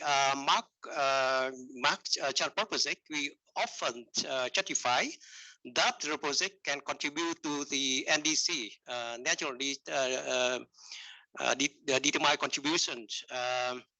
Then we also set up some outputs of the project, how much GHG mitigation could be obtained from two projects, something like that. But we I found we haven't never mentioned about air pollution management through that project. So my question for you, that in your project, do you have any certification of the air pollution management? And also, do you set up any targets for the air pollution control or something like that? Anyone from the panel would like to respond? In our design monitoring frameworks, the target is usually about reduced number of private vehicles, which is, you could say, a proxy for air quality.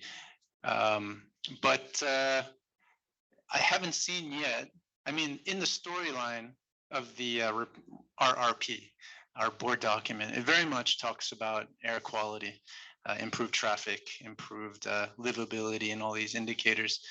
But in terms of a target, like you mentioned, I haven't seen air quality yet. And to do that, you would have to have the air quality stations, which I believe is part of these clean air action plans. In, I believe, Bishkek, you have about 50 air quality monitors.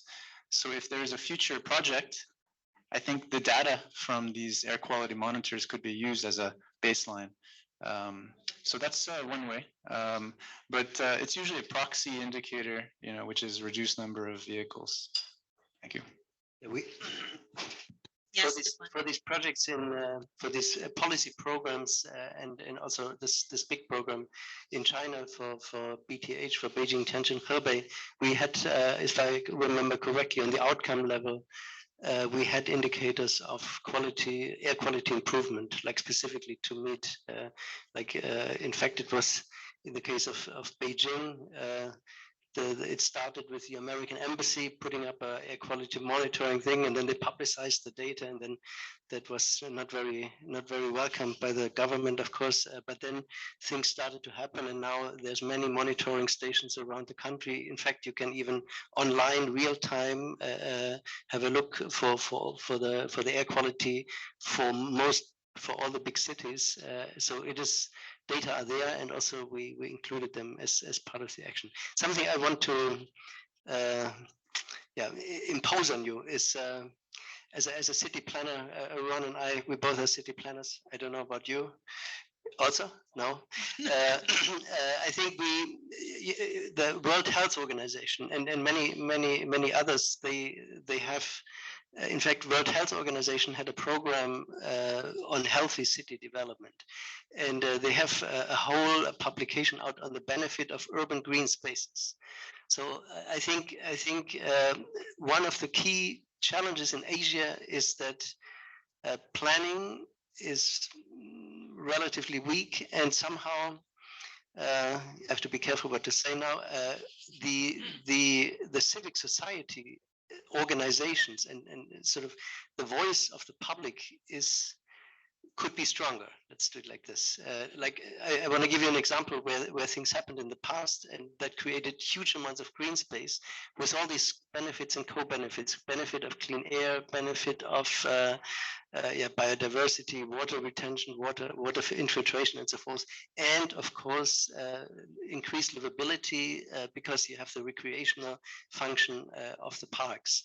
So when Manhattan grew from New Amsterdam at the downtown where Wall Street was the wall of this original colony, so they had created a street grid for the whole island of Manhattan. So it's a pretty long island, as you know, by the East River and by the Hudson River, and it was just streets and avenues.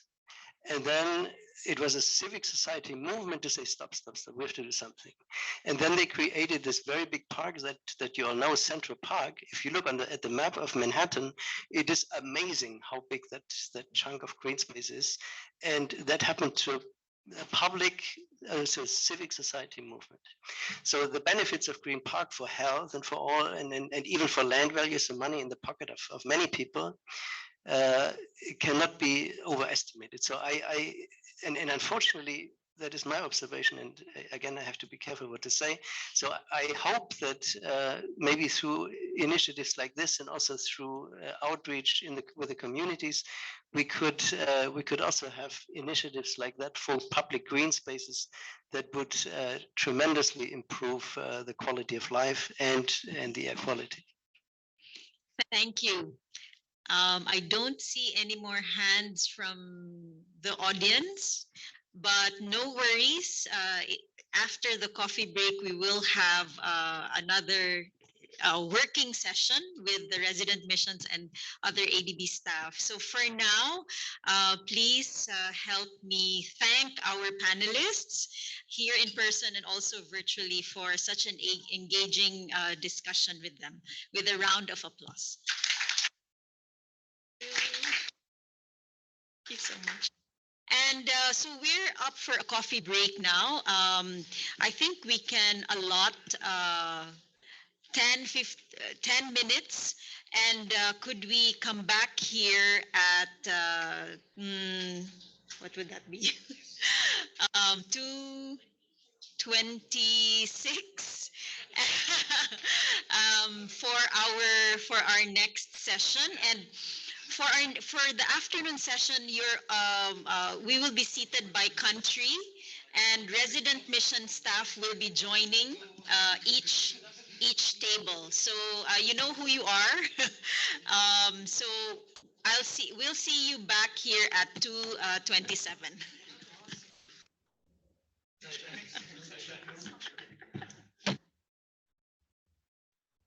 Thank you so much, Pam. Thank you. Bye. All the best for the workshop.